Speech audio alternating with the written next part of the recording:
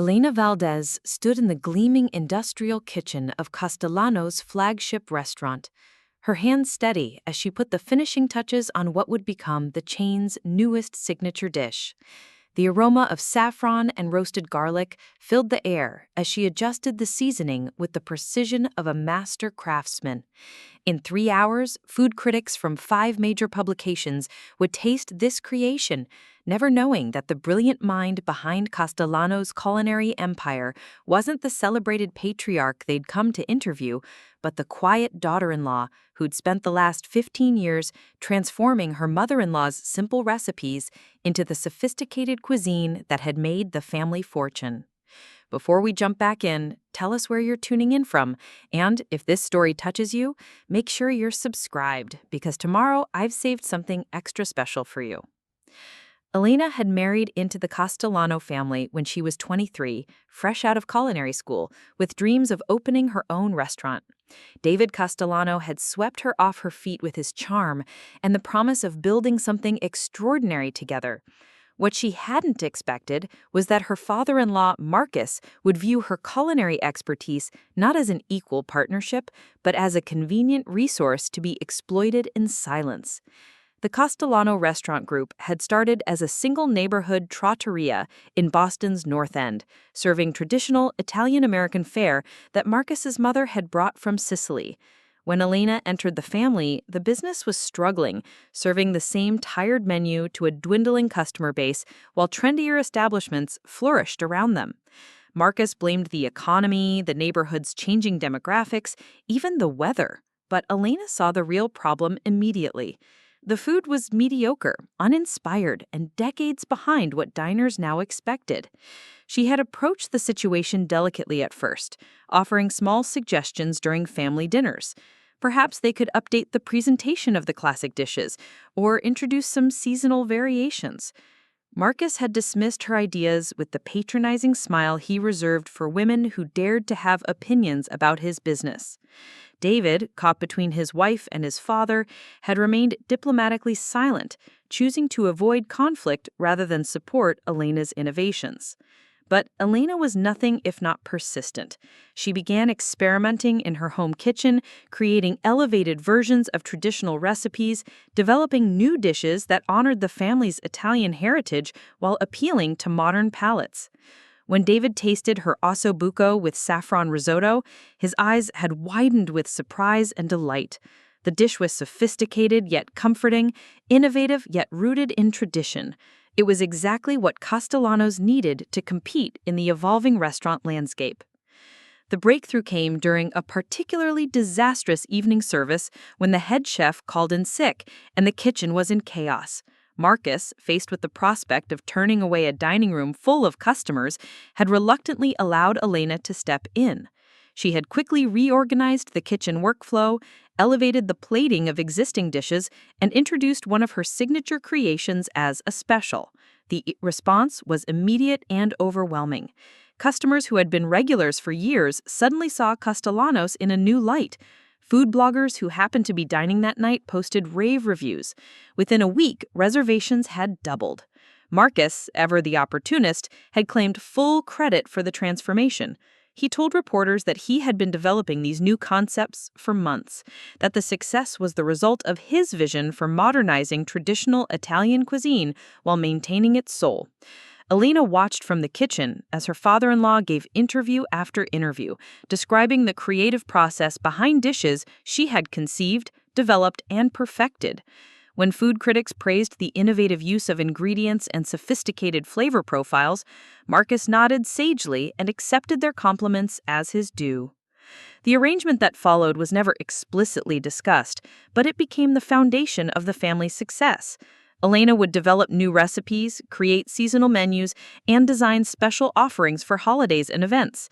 Marcus would present these innovations to the public as his own creations, basking in the acclaim of food writers and the loyalty of increasingly sophisticated diners. David served as the bridge between them, relaying Elena's ideas to his father and bringing back Marcus's feedback, which usually consisted of minor suggestions designed to give him a sense of ownership over the creative process. Elena told herself she didn't mind the arrangement. She was doing work she loved, using her culinary education and natural talent to create something meaningful. The restaurants were thriving, the family was prosperous, and she found genuine satisfaction in seeing diners enjoy the fruits of her creativity. When she walked through the dining rooms and watched families sharing meals she had conceptualized, when she saw the joy on a customer's face as they tasted one of her desserts for the first time, she felt a deep sense of fulfillment that transcended the need for public recognition. As the years passed, the Castellano restaurant group expanded from one location to 12, with plans for national franchising. Elena's innovations had transformed not just the menu, but the entire brand identity. She had developed the signature cocktail program, designed the seasonal promotional campaigns, and created the special event menus that had made Castellanos a destination for celebrations and romantic dinners. Food industry publications regularly featured the restaurants in articles about successful family businesses and culinary innovation, always centering Marcus as the creative genius behind the brand's evolution. The financial rewards were substantial. Elena and David lived in a beautiful home in an exclusive suburb, drove luxury cars, and vacationed in Europe twice a year. Marcus had insisted that Elena's contributions were appreciated through the family's shared prosperity. And for many years, she had accepted this logic. She wasn't motivated primarily by money or fame, but by the creative satisfaction of her work and the success of the business she had helped build. However, as Elena approached her 38th birthday, she began to feel a growing sense of unease about the arrangement. It started with small moments of frustration. A food critic would praise Marcus's innovative approach to traditional Italian cooking, and Elena would feel a sharp pang of resentment. A culinary school would invite Marcus to give a guest lecture on menu development, and Elena would wonder what it would be like to share her own insights and experiences.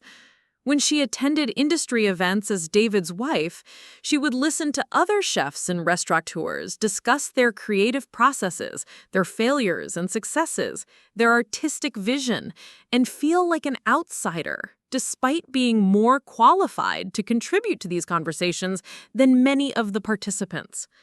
The turning point came when Food and Wine magazine named Marcus one of the 50 most influential restaurateurs in America.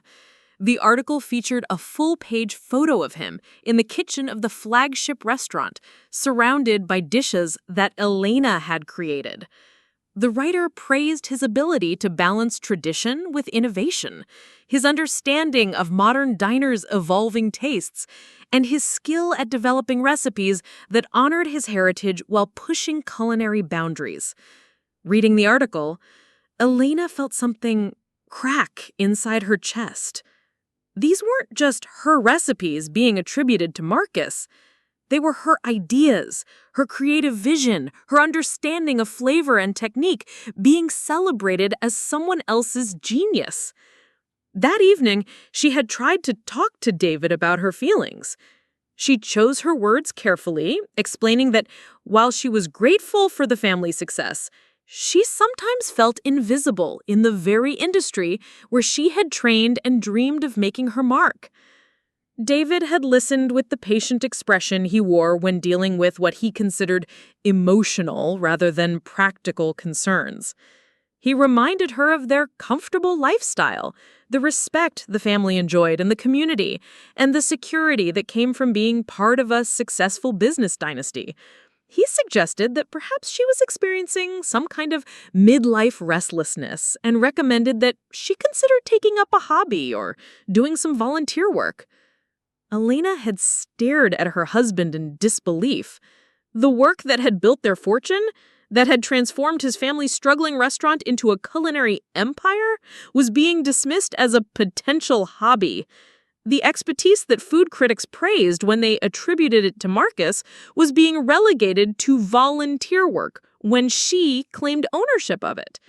In that moment, Elena realized that even David, who had witnessed her creative process firsthand, had somehow convinced himself that her contributions were secondary to his father's leadership. Marcus's 70th birthday party had been held at the flagship restaurant, with over 200 guests, including food critics, fellow restaurateurs, city officials, and business leaders. Elena had spent weeks planning the menu, creating a series of dishes that told the story of the restaurant's evolution from humble neighborhood trattoria to celebrated culinary destination. Each course represented a different phase of the business's growth, showcasing the techniques and flavor profiles that had distinguished Castellano's from its competitors. During the dinner, guest after guest had risen to toast Marcus's vision, his business acumen, and his culinary genius. Elena had watched from her seat at the family table as industry colleagues praised innovations she had developed, as food writers lauded creative decisions she had made, as business partners credited Marcus with transforming not just his own restaurants, but inspiring a broader renaissance in Italian-American cuisine. When Marcus himself had stood to accept these accolades, he had spoken movingly about the importance of family, tradition, and the courage to evolve while staying true to one's roots. He had thanked David for his business partnership and had even acknowledged Elena for her unwavering support and her skills as a hostess, but there had been no mention of her role in the kitchen. No recognition of her contributions to the menu development, no acknowledgement that the creative vision being celebrated that night had been hers. The applause had been thunderous, the evening deemed a tremendous success by all who attended. Elena had smiled graciously, accepted compliments on the beautiful event, and played the part of the proud daughter-in-law celebrating her patriarch's achievements. But inside, she had felt something fundamental shift. The comfortable arrangement that had defined her adult life no longer felt sustainable. She needed more than financial security and social status. She needed recognition for her work, respect for her expertise, and the opportunity to build a legacy in her own name. The conversation she had attempted with Marcus 2 weeks later had not gone well. She had approached him privately in his office at the flagship restaurant, choosing a moment when he seemed relaxed and receptive.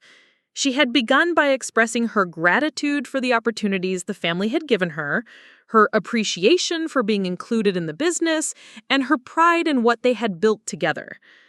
Then, carefully and diplomatically, she had suggested that perhaps it was time for her role to be more formally recognized, both within the family business and in the industry at large.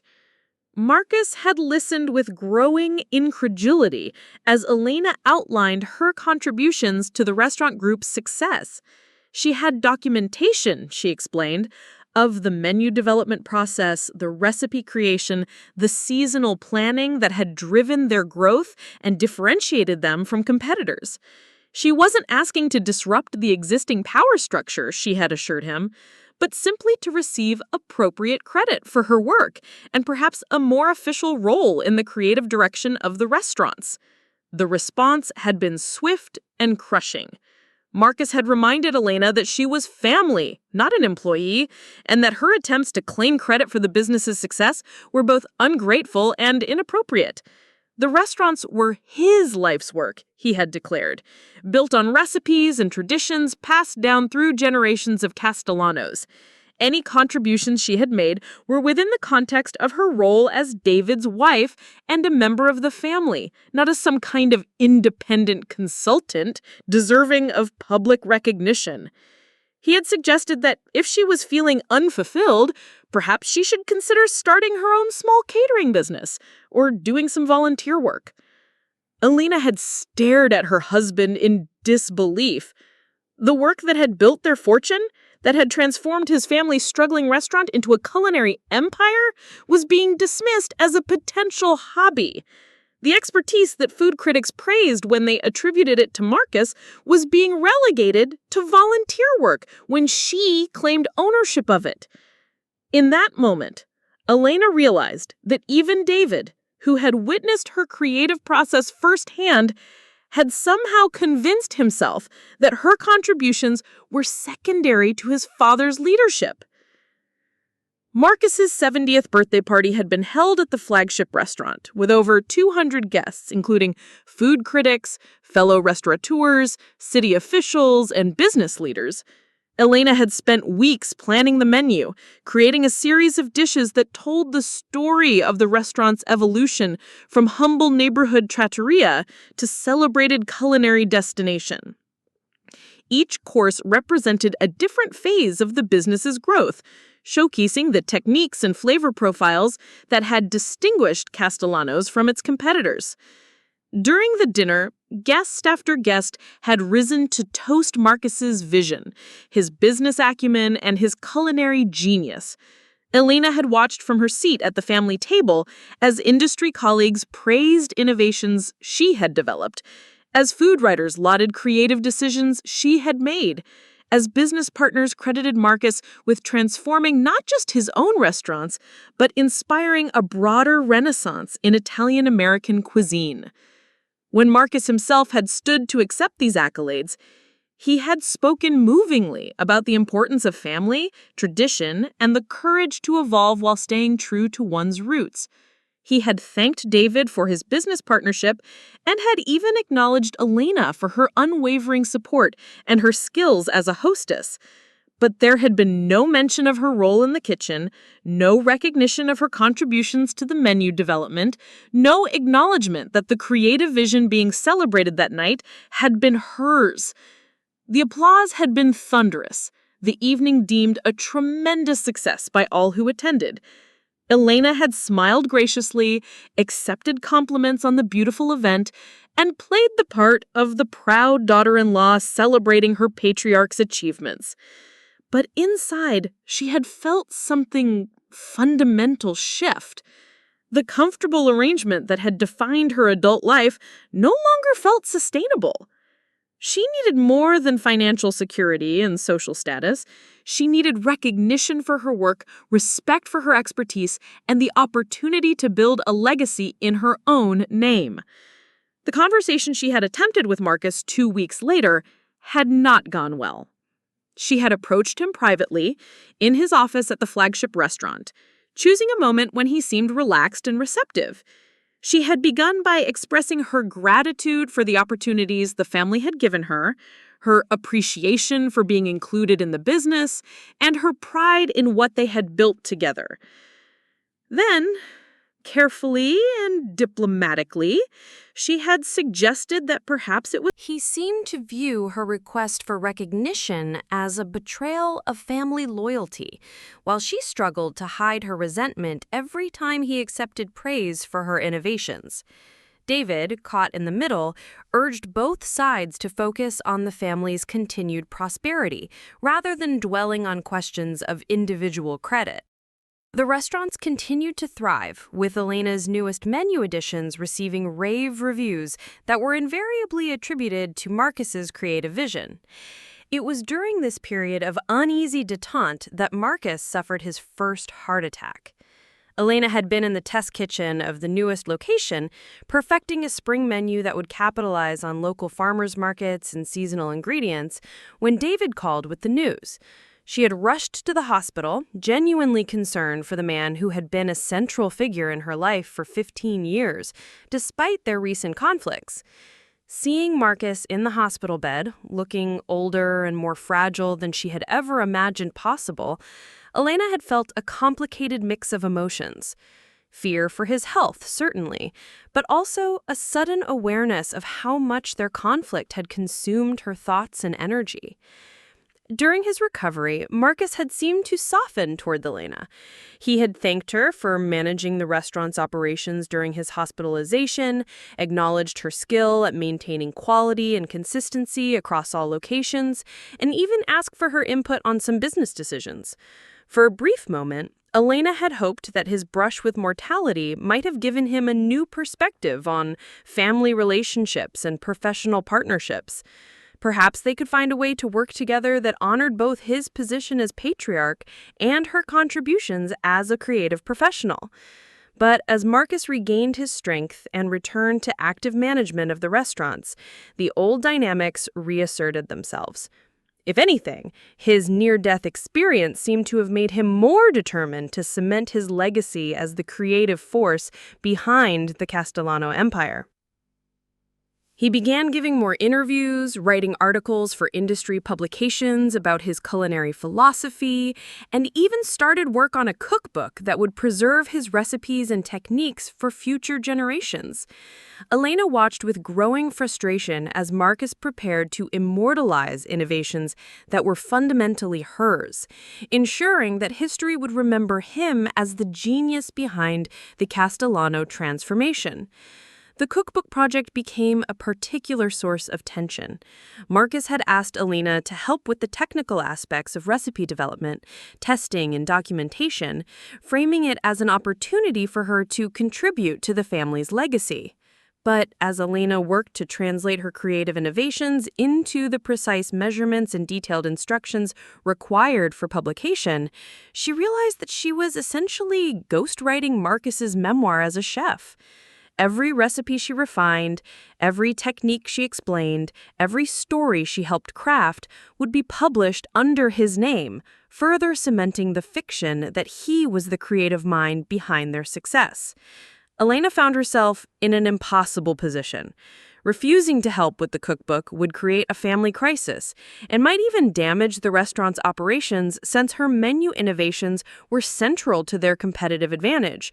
But participating in the project felt like actively collaborating in the erasure of her own professional identity. She began to document her own versions of the recipes, noting the development process, the inspiration behind each dish, and the technique she had employed. She told herself this was simply good practice, a way to preserve her own creative process for future reference. But she knew she was creating a record that might someday serve as evidence of her true role in the business. The family dynamics during this period were increasingly strained. David seemed oblivious to Elena's growing dissatisfaction, focusing instead on his own responsibilities in the business expansion and viewing his wife's concerns as emotional rather than professional. Marcus's other son, Anthony, who had never shown much interest in the restaurant business beyond its financial benefits, began making more frequent appearances at family gatherings, often bringing his wife Sophia and their 2 teenage children. Elena couldn't help but notice that Anthony and Sophia seemed to be positioning themselves as more central to the family legacy, perhaps anticipating Marcus's eventual retirement or succession planning. Elena's relationship with her sister-in-law, Sophia, had always been cordial but distant. Sophia had married into the family several years after Elena and had chosen to focus on raising her children rather than involving herself in the business. But during Marcus's recovery and the months that followed, Sophia began making subtle comments about the importance of family loyalty, the dangers of personal ambition undermining group harmony, and the wisdom of accepting one's designated role within the family structure. Elena suspected that Marcus had shared details of their conflict with Anthony and Sophia, positioning Elena as a disruptive force threatening the family's unity and success. The situation reached a breaking point during the annual family Christmas dinner, held, as always, at Marcus's sprawling home in the suburbs. Elena had spent days preparing the meal, creating an elaborate feast that showcased her skills while honoring the family's traditional holiday menu. The dinner was a masterpiece of culinary planning and execution, featuring updated versions of classic dishes alongside innovative creations that had become family favorites over the years. As the evening progressed and family members praised the exceptional meal, Marcus had accepted their compliments with characteristic grace, describing the complex planning and preparation required to create such a sophisticated holiday dinner. Elena had sat at the table, watching her father-in-law receive credit for work she had done, surrounded by family members who either didn't know the truth or chose to ignore it. The conversation had turned to the upcoming cookbook publication, with Marcus describing his excitement about sharing his culinary philosophy with a broader audience. Anthony had raised his glass in a toast to his father's legacy, praising his creativity and innovation, his ability to balance tradition with evolution, and his success in building a business that would benefit future generations of Castellanos. As Elena listened to this celebration of achievements that were fundamentally hers, she felt a cold clarity settle over her. She could continue to accept this arrangement, continuing to create and innovate while allowing Marcus to claim credit and build his public legacy on her work. She could focus on the financial benefits, the social status, and the creative satisfaction that came from seeing her dishes appreciated by diners across the region. Or she could find a way to reclaim her professional identity and demand recognition for her contributions, even if it meant disrupting the family dynamics that had governed her adult life. The decision crystallized that night as she lay awake beside David, listening to his peaceful breathing while her mind raced with possibilities and concerns. She had spent 15 years building someone else's reputation, creating innovations that would be remembered as Marcus Castellano's legacy long after she was gone. The cookbook would cement this fiction, ensuring that future generations would view Marcus as the creative genius behind their success. Elena realized that if she wanted recognition for her work, if she wanted to build a professional legacy in her own name, she needed to act soon, before Marcus's version of history became permanently established. The next morning, Elena had begun quietly documenting her contributions to the restaurant group's success. She gathered recipes in her own handwriting, email correspondence about menu development, photographs of her work in the test kitchen, and notes from meetings where she had outlined creative concepts that were later implemented. She started reaching out to suppliers who had worked with her directly, managers who had witnessed her menu development process, and even some food critics who had interviewed her informally during restaurant visits, always careful to frame these conversations as casual inquiries rather than formal information gathering. Marcus, still recovering from his heart attack and focused on his cookbook project, seemed unaware of Elena's activities. David, busy with the business expansion and trusting his wife to manage her own schedule, didn't question her increased attention to documentation and record-keeping. Elena used this period of relative freedom to build a comprehensive case for her role in the restaurant group's success, all while continuing to fulfill her responsibilities in menu development and creative planning. It was during this quiet preparation phase that Marcus suffered his fatal heart attack. Elena had been at the newest restaurant location training the kitchen staff on a complex new dish that would be featured in the spring menu when David called with the devastating news. The second heart attack had been massive and sudden, leaving Marcus no time for final words or last-minute reconciliations. Elena had rushed to the hospital, but by the time she arrived, the patriarch who had dominated her professional life for 15 years was gone. The funeral arrangements consumed the following week, with Elena taking a central role in organizing the service while also managing the restaurant's operations during the crisis. She coordinated with the catering team for the reception, worked with David and Anthony to select appropriate music and readings, and handled the complex logistics of accommodating hundreds of mourners from across the food industry. It was exhausting work, made more complicated by her conflicted emotions about Marcus's death and her uncertain future in a business that had been built on her invisible contributions. The reading of Marcus's will took place 3 days after the funeral, in the offices of the family's longtime attorney, Harold Brennan. Elena had expected to inherit a modest sum, perhaps some sentimental items, and possibly a small stake in the restaurant business that would acknowledge her years of service to the family. She had prepared herself for the reality that the bulk of Marcus's estate would go to his sons, with primary control of the business passing to David as the family member most involved in day-to-day operations. What she had not expected was to discover that Marcus had not only excluded her from any financial inheritance, but had specifically restructured the business to eliminate her unofficial role in menu development and creative direction.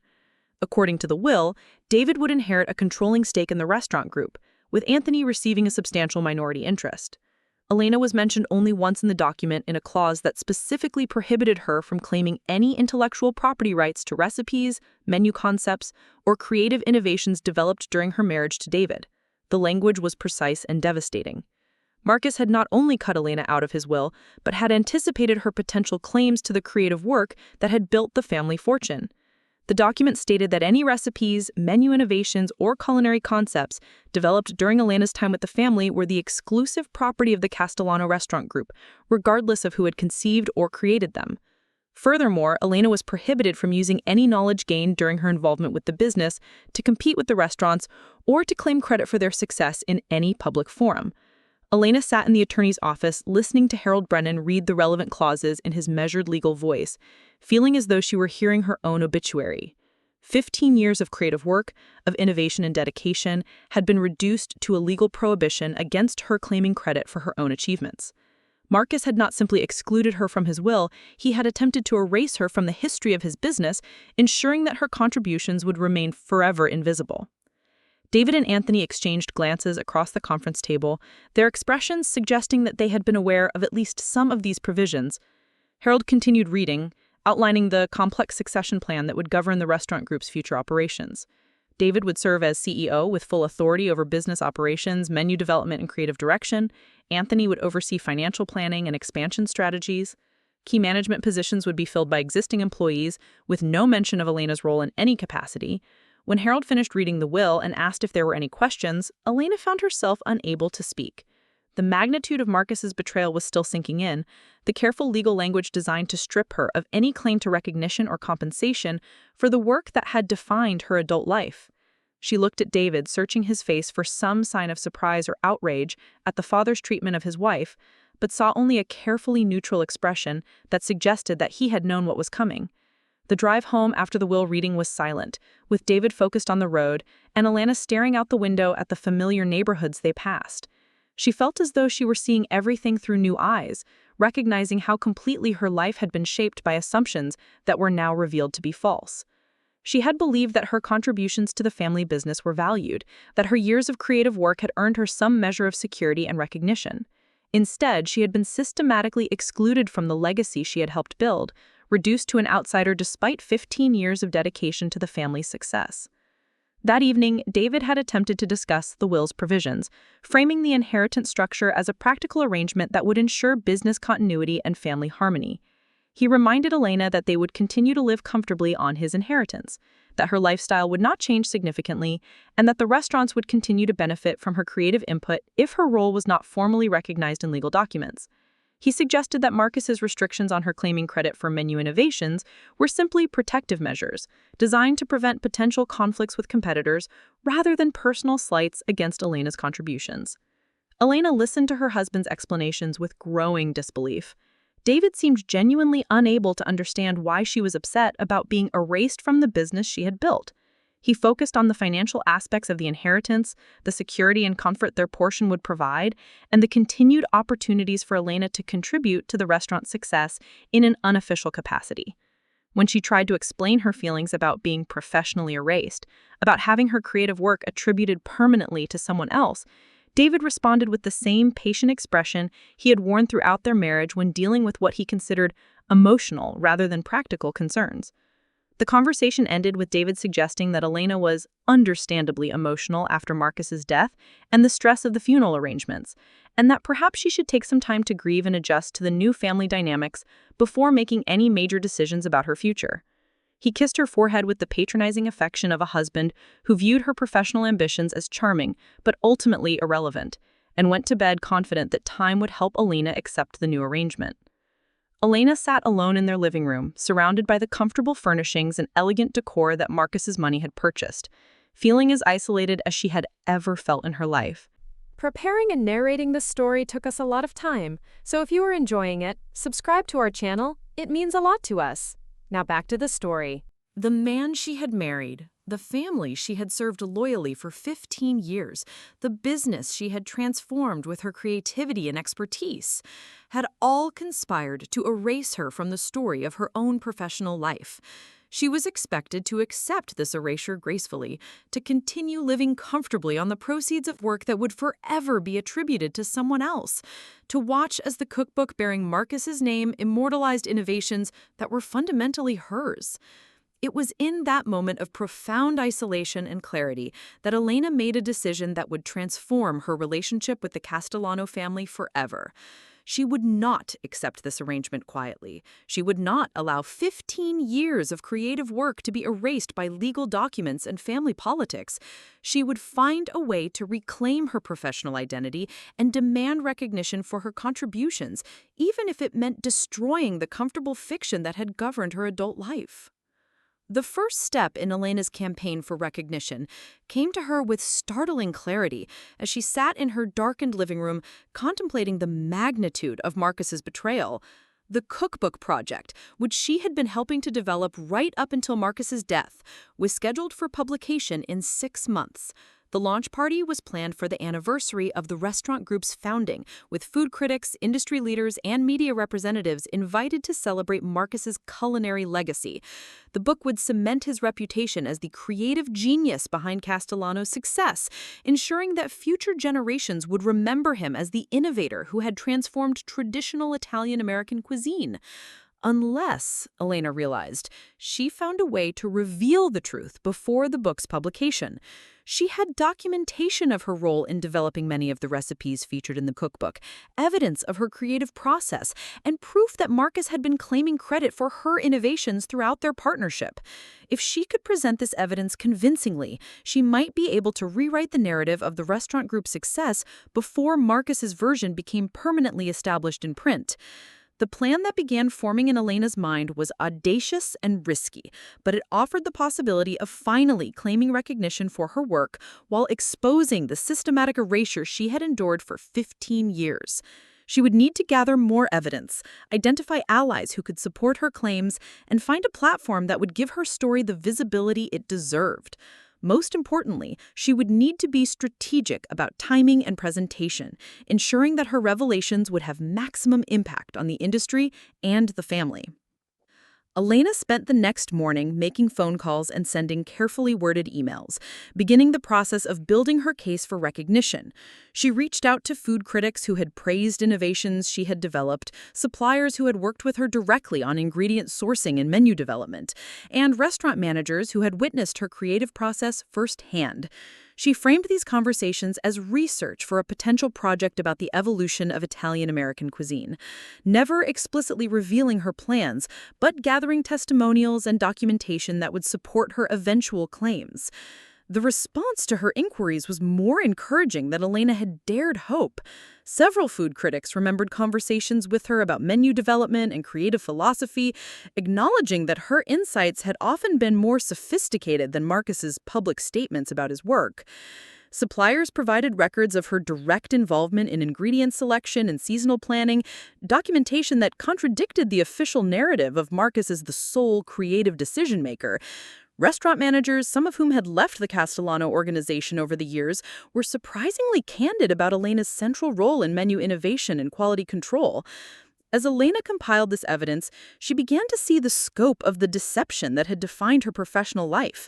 The systematic erasure of her contributions had required the cooperation of dozens of people who had witnessed her work but had agreed to attribute it to Marcus. Some had done so out of loyalty to the family patriarch, others out of professional necessity. But the result was a comprehensive fiction that had fooled food critics, industry leaders, and Elena's own family about the true source of the restaurant group's creative success. The breakthrough in Elena's investigation came when she contacted Maria Santos, a former sous chef who had worked at the flagship restaurant during the early years of Elena's menu innovations. Maria had left the Castellano organization 5 years earlier to open her own restaurant, and she was surprisingly willing to discuss her memories of Elena's role in the kitchen. According to Maria, everyone on the cooking staff had known that Elena was the real creative force behind the menu changes that had transformed the restaurants. Marcus would present new dishes and concepts to the public, but it was Elena who had developed the recipes, trained the staff, and refined the execution until each dish met her exacting standards. Maria's testimony was particularly valuable because she could provide specific examples of Elena's creative process, describing how individual dishes had evolved from initial concept to final execution. She remembered Elena's late nights in the test kitchen, experimenting with flavor combinations and presentation techniques, and she recalled the detailed instructions Elena had provided for preparing and plating complex dishes. Most importantly, Maria was willing to document her observations in writing, providing Elena with credible testimony from someone with professional expertise and firsthand experience of the menu development process. Armed with Maria's testimony and the growing collection of evidence she had gathered, Elena began to formulate a more specific plan for revealing the truth about her role in the restaurant group's success. She realized that simply presenting her evidence to David and Anthony would not be sufficient.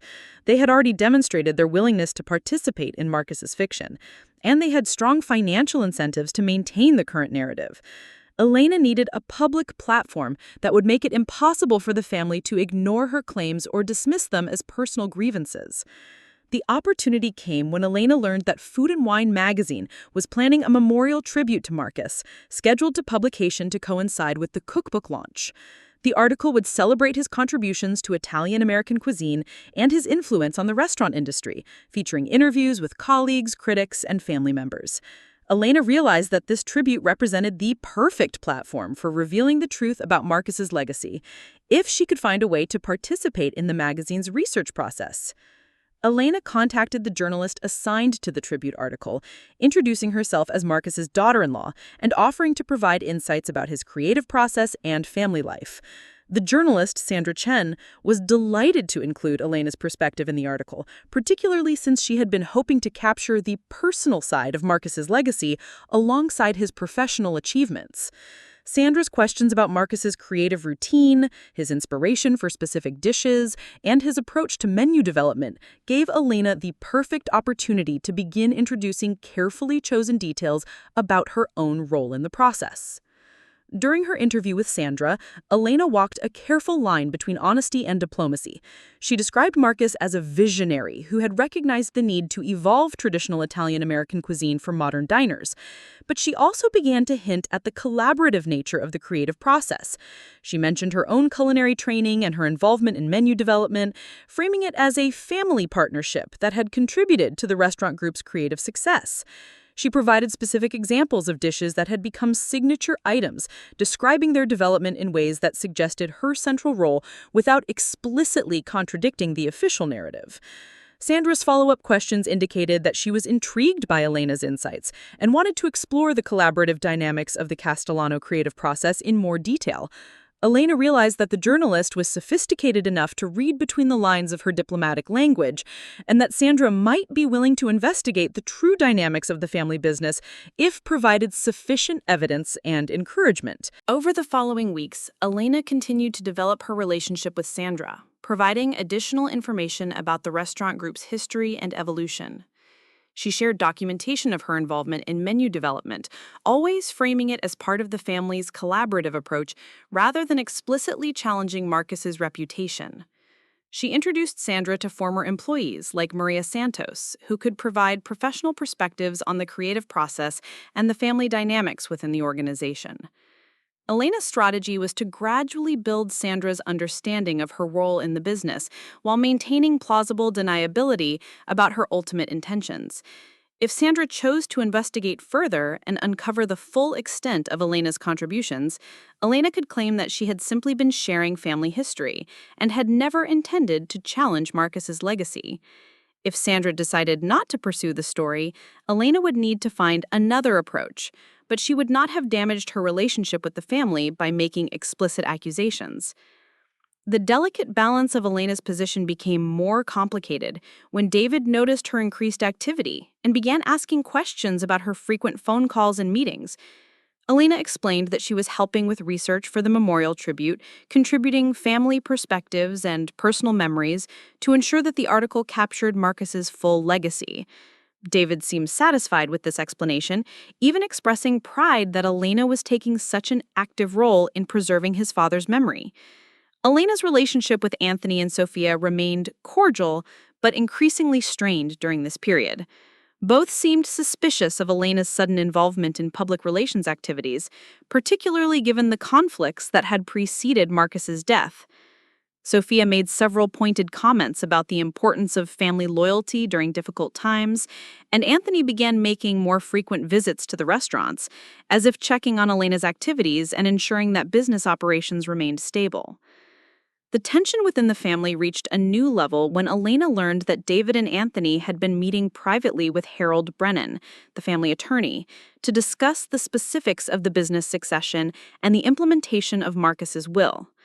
When Elena asked David about these meetings, he explained that they were simply handling routine legal matters and ensuring compliance with the inheritance provisions.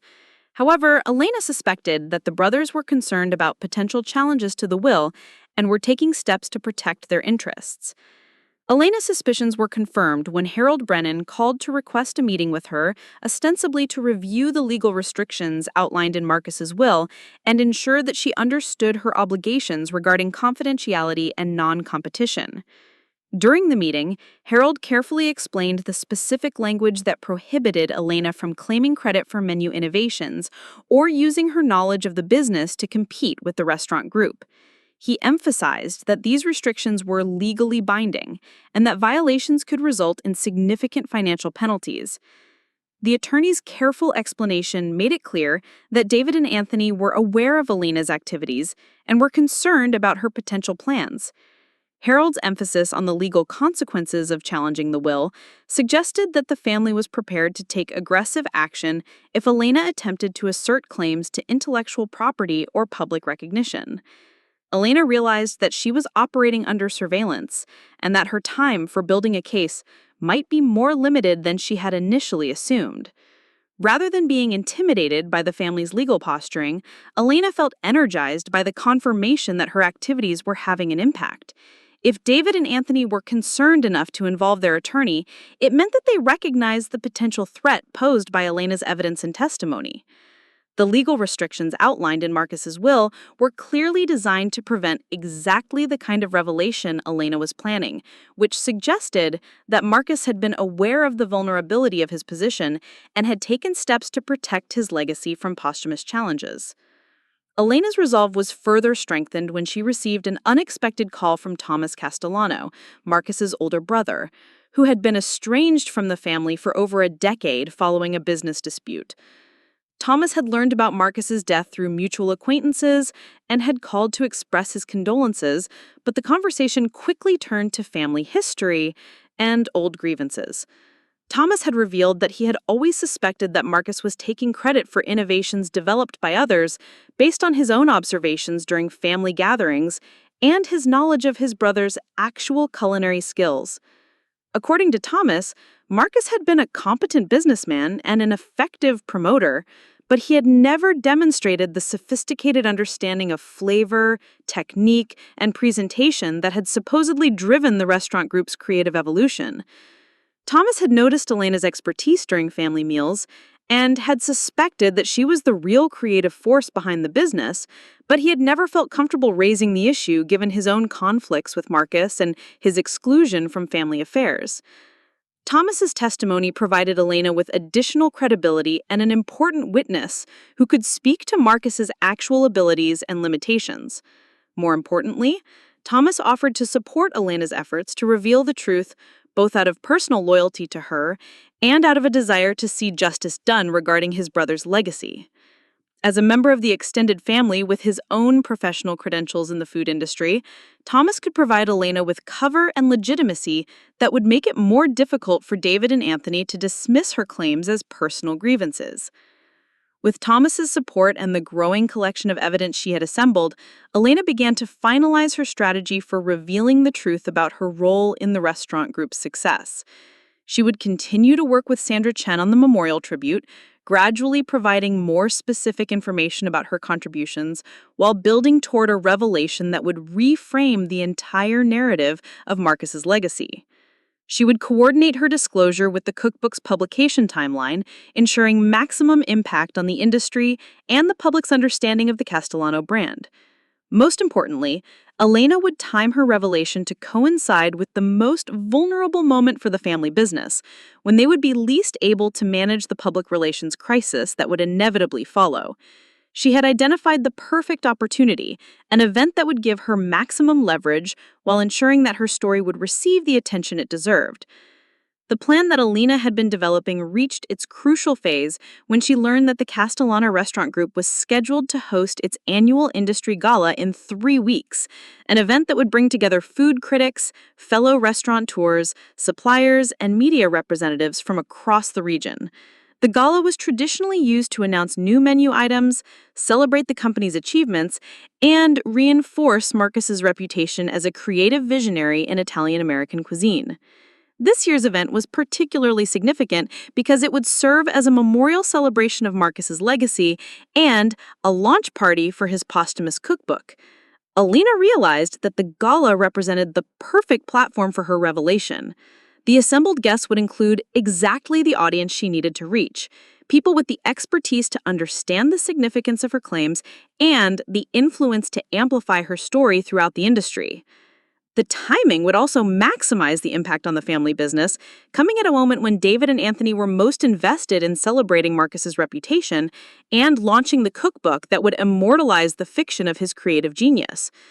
The challenge was finding a way to participate in the gala in a manner that gave her the platform she needed while maintaining the element of surprise that was crucial to her plan's success. She knew that David and Anthony suspected her intentions. They would find ways to limit her access to the event or control her interactions with guests. She needed to appear supportive of the family's efforts to honor Marcus while positioning herself to reveal the truth at the most impactful moment. Her solution came when she volunteered to coordinate the menu for the gala, offering to ensure that the food service would properly represent Marcus's culinary legacy and the restaurant group's current capabilities. David and Anthony readily accepted her offer, viewing it as evidence that Elena had accepted her role in the family and was committed to supporting Marcus's memory.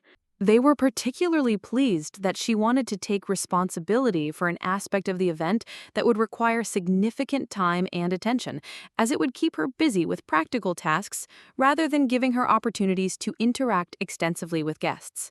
What David and Anthony didn't realize was that coordinating the gala menu would give Elena exactly the access and credibility she needed to execute her plan. As the event's culinary coordinator, she would have legitimate reasons to speak with food critics and industry professionals about the dishes being served, the creative philosophy behind the menu, and the evolution of the restaurant group's approach to Italian-American cuisine. She would be positioned as an expert on Marcus's work and methods, giving her the perfect cover for gradually introducing information about her own role in developing the techniques and recipes being celebrated. Elena threw herself into planning the gala menu with characteristic precision and creativity, developing a selection of dishes that would showcase the full range of innovations that had defined the restaurant group's success over the past 15 years. Each course would tell part of the story of the business's evolution, from the traditional Italian-American fare that Marcus had inherited from his mother to the sophisticated contemporary cuisine that had established the restaurants as industry leaders. Elena ensured that every dish represented her own creative work, providing her with numerous opportunities to discuss her contributions during the event. As the event's culinary coordinator, she would have legitimate reasons to speak with food critics and industry professionals about the dishes being served, the creative philosophy behind the menu, and the evolution of the restaurant group's approach to Italian-American cuisine. She would be positioned as an expert on Marcus's work and methods, giving her the perfect cover for gradually introducing information about her own role in developing the techniques and recipes being celebrated. Elena threw herself into planning the gala menu with characteristic precision and creativity, developing a selection of dishes that would showcase the full range of innovations that had defined the restaurant group's success over the past 15 years. Each course would tell part of the story of the business's evolution, from the traditional Italian-American fare that Marcus had inherited from his mother to the sophisticated contemporary cuisine that had established the restaurants as industry leaders. Elena ensured that every dish represented her own creative work, providing her with numerous opportunities to discuss her contributions during the event. As Elena worked on the menu planning, she continued to refine her strategy for the revelation itself. She would begin the evening by fulfilling her role as gracious hostess and culinary coordinator, ensuring that the gala proceeded smoothly and that guests were appropriately impressed by the food service. During the formal program, when David and Anthony would be presenting Marcus's cookbook and celebrating his legacy, Elena would find opportunities to speak with key journalists and critics, gradually providing information about her role in developing the featured dishes and the broader menu innovations that had driven the company's success. The climax of Elena's plan would come during the evening's final presentation, when she would request permission to speak about Marcus's collaborative approach to menu development and his appreciation for family involvement in the creative process. Using language that appeared to honor Marcus while actually revealing the truth about her contributions, Elena would present evidence of her role in the business while making it impossible for David and Anthony to silence her without creating a public scene that would damage their own reputations. Elena's preparations for the gala included assembling a portfolio of documentation that would support her claims, carefully organized for maximum impact and credibility. She gathered original recipes in her handwriting, photographs of her work in test kitchens, email correspondence about menu development, and testimonials from former employees who could verify her central role in the creative process. She also prepared talking points that would allow her to present her story coherently and persuasively, ensuring that she could make her case effectively even if she had limited time or faced hostile questioning. As the gala approached, Elena noticed increased tension within the family, particularly from Sophia, who seemed to sense that something significant was developing, even if she couldn't identify the specific threat. Sophia made several attempts to involve herself in the gala planning, ostensibly to help, but actually to monitor Elena's activities and ensure that everything proceeded according to the family's expectations. Elena managed these interventions diplomatically, accepting Sophia's suggestions gracefully while maintaining control over the aspects of the event that were crucial to her plan. The week before the gala, Elena received the advance copy of Sandra Chen's memorial tribute that would be published in Food and Wine magazine. The article was largely as Elena had expected, celebrating Marcus's contributions to Italian-American cuisine while including subtle hints about the collaborative nature of his creative process. Sandra had skillfully incorporated Elena's insights without explicitly challenging the established narrative, but she had included enough specific details about family involvement in menu development to raise questions for readers who were paying attention. Elena realized that Sandra had understood more about the true dynamics of the Castellano business than she had explicitly revealed, and that the journalist was setting the stage for a more complete revelation if Elena chose to provide it. The article included a sidebar about the upcoming gala and cookbook launch, describing them as celebrations of Marcus's enduring legacy and the continuation of his creative vision under David's leadership. Elena understood that Sandra was giving her an opportunity to build on the foundation established in the article, providing a platform for a follow-up story that could reveal the full truth about the restaurant group's creative development. 2 days before the gala, Elena's careful planning was disrupted by an unexpected development. Harold Brennan called to inform her that David and Anthony had requested a family meeting to discuss the upcoming event and ensure that everyone understood their roles and responsibilities. The meeting was scheduled for the evening before the gala, ostensibly to review logistics and coordinate messaging, but Elena suspected that the brothers were concerned about her intentions and wanted to establish clear guidelines for her participation in the event. Elena attended the family meeting with careful composure, prepared to appear cooperative and supportive while protecting her actual plans from discovery. David and Anthony reviewed the gala program, emphasizing the importance of the event for the restaurant group's reputation and the successful launch of Marcus's cookbook. They stressed that all family members should focus on honoring Marcus's memory and supporting the business during this crucial transition period, making it clear that they expected Elena to fulfill her hosting duties without introducing any complications or controversies. The meeting concluded with Harold Brennan reviewing the legal restrictions that applied to Elena's public statements about the business, reminding her that any claims to intellectual property or creative credit could result in serious legal consequences. The attorney's warning was delivered with professional courtesy but unmistakable firmness, making it clear that the family was prepared to take aggressive action if Elena attempted to challenge the established narrative of Marcus's legacy. Elena left the meeting with the knowledge that her plan had been anticipated, at least in general terms, and that David and Anthony were prepared to respond quickly if she attempted to disrupt the gala or challenge their father's reputation. However, she also recognized that their defensive posture confirmed the validity of her claims and the potential impact of her revelation. If the family felt secure in their position, they would not have needed to deploy legal threats and explicit warnings about Elena's behavior. The morning of the gala dawned clear and cool, perfect weather for an outdoor event that would conclude the evening's festivities. Elena arrived at the venue early to oversee the final preparations for the menu service, working with the catering team to ensure that each dish would be prepared and presented according to her exacting standards. As she moved through the kitchen, reviewing recipes and demonstrating techniques, Elena felt a profound sense of ownership and pride in the work that would be showcased that evening. These were her innovations, her creative vision, her understanding of flavor and presentation that would impress the assembled guests and reinforce the restaurant group's reputation for culinary excellence. As guests began arriving for the reception, Elena positioned herself strategically to interact with key journalists and industry professionals, discussing the menu selections and the creative philosophy behind each dish.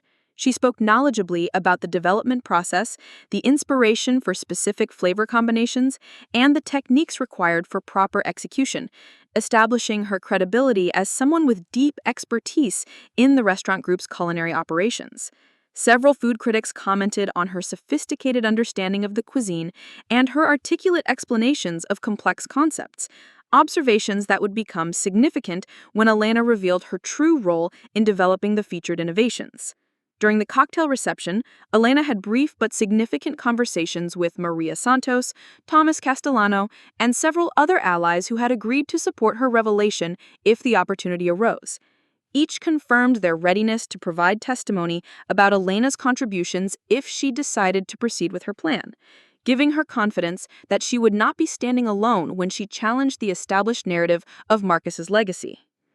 The formal dinner proceeded flawlessly, with each course receiving enthusiastic praise from guests who recognized the sophistication and creativity of the menu.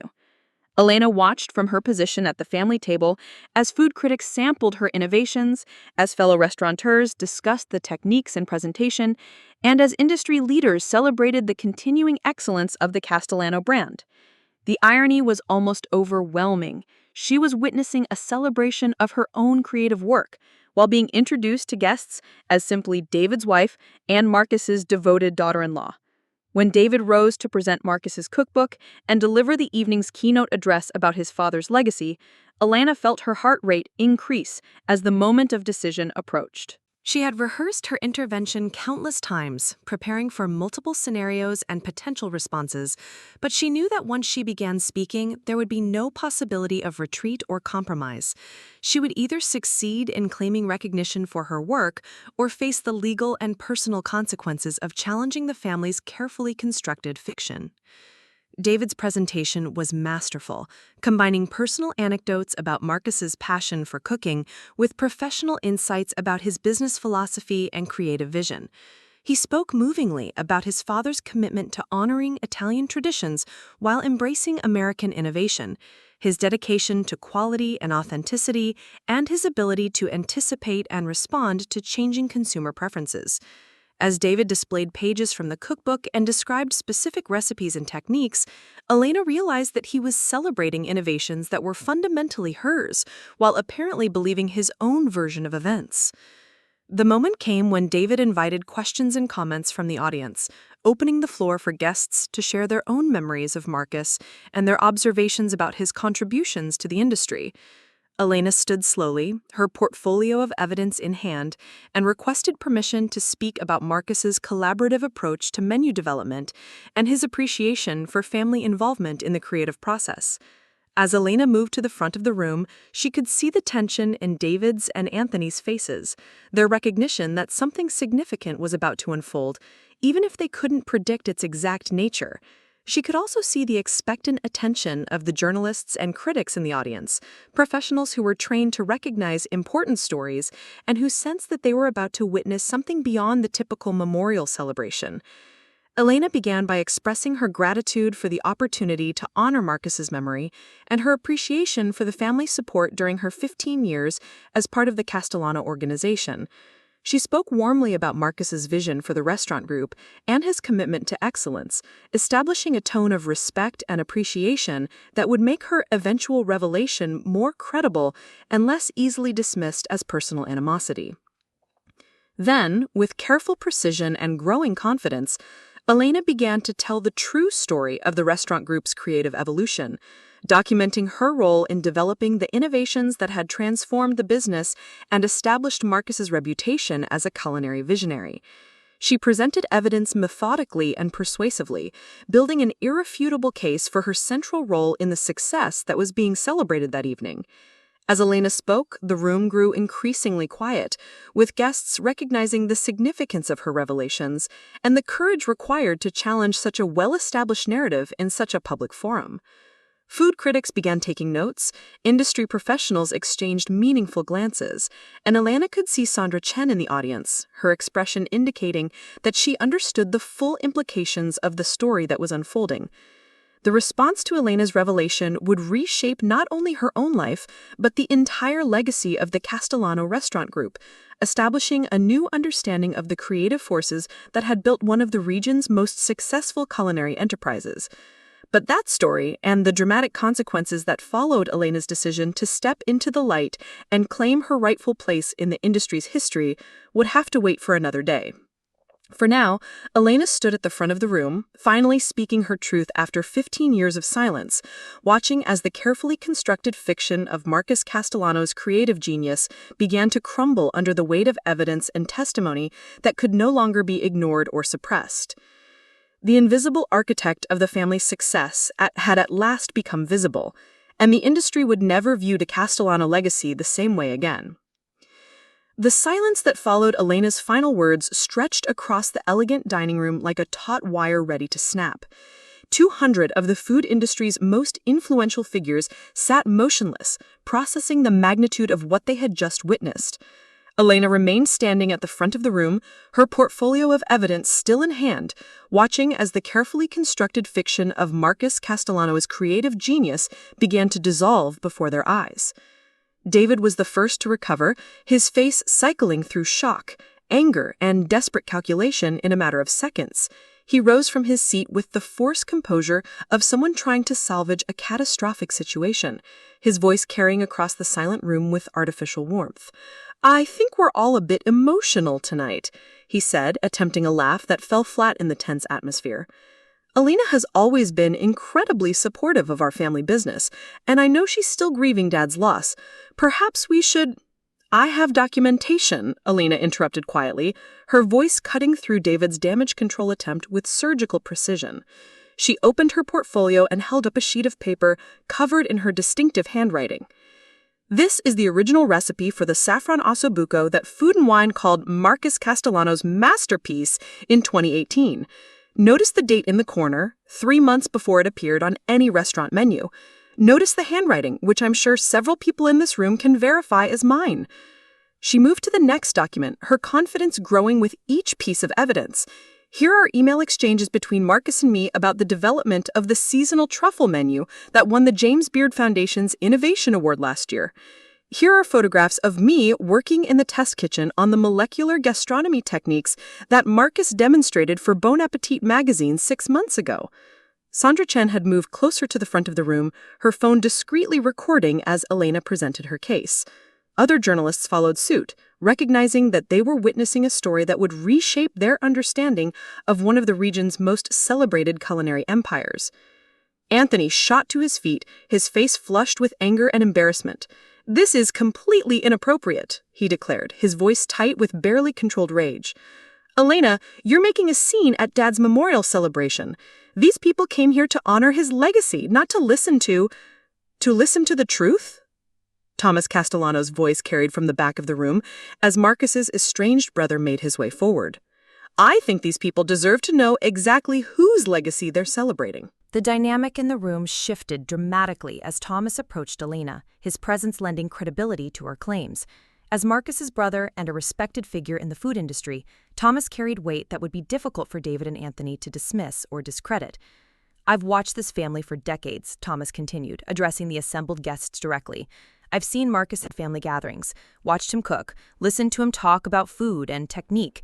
The man I knew was a competent businessman and a skilled promoter, but he never demonstrated the sophisticated understanding of flavor, chemistry, and presentation that supposedly drove these restaurants' success."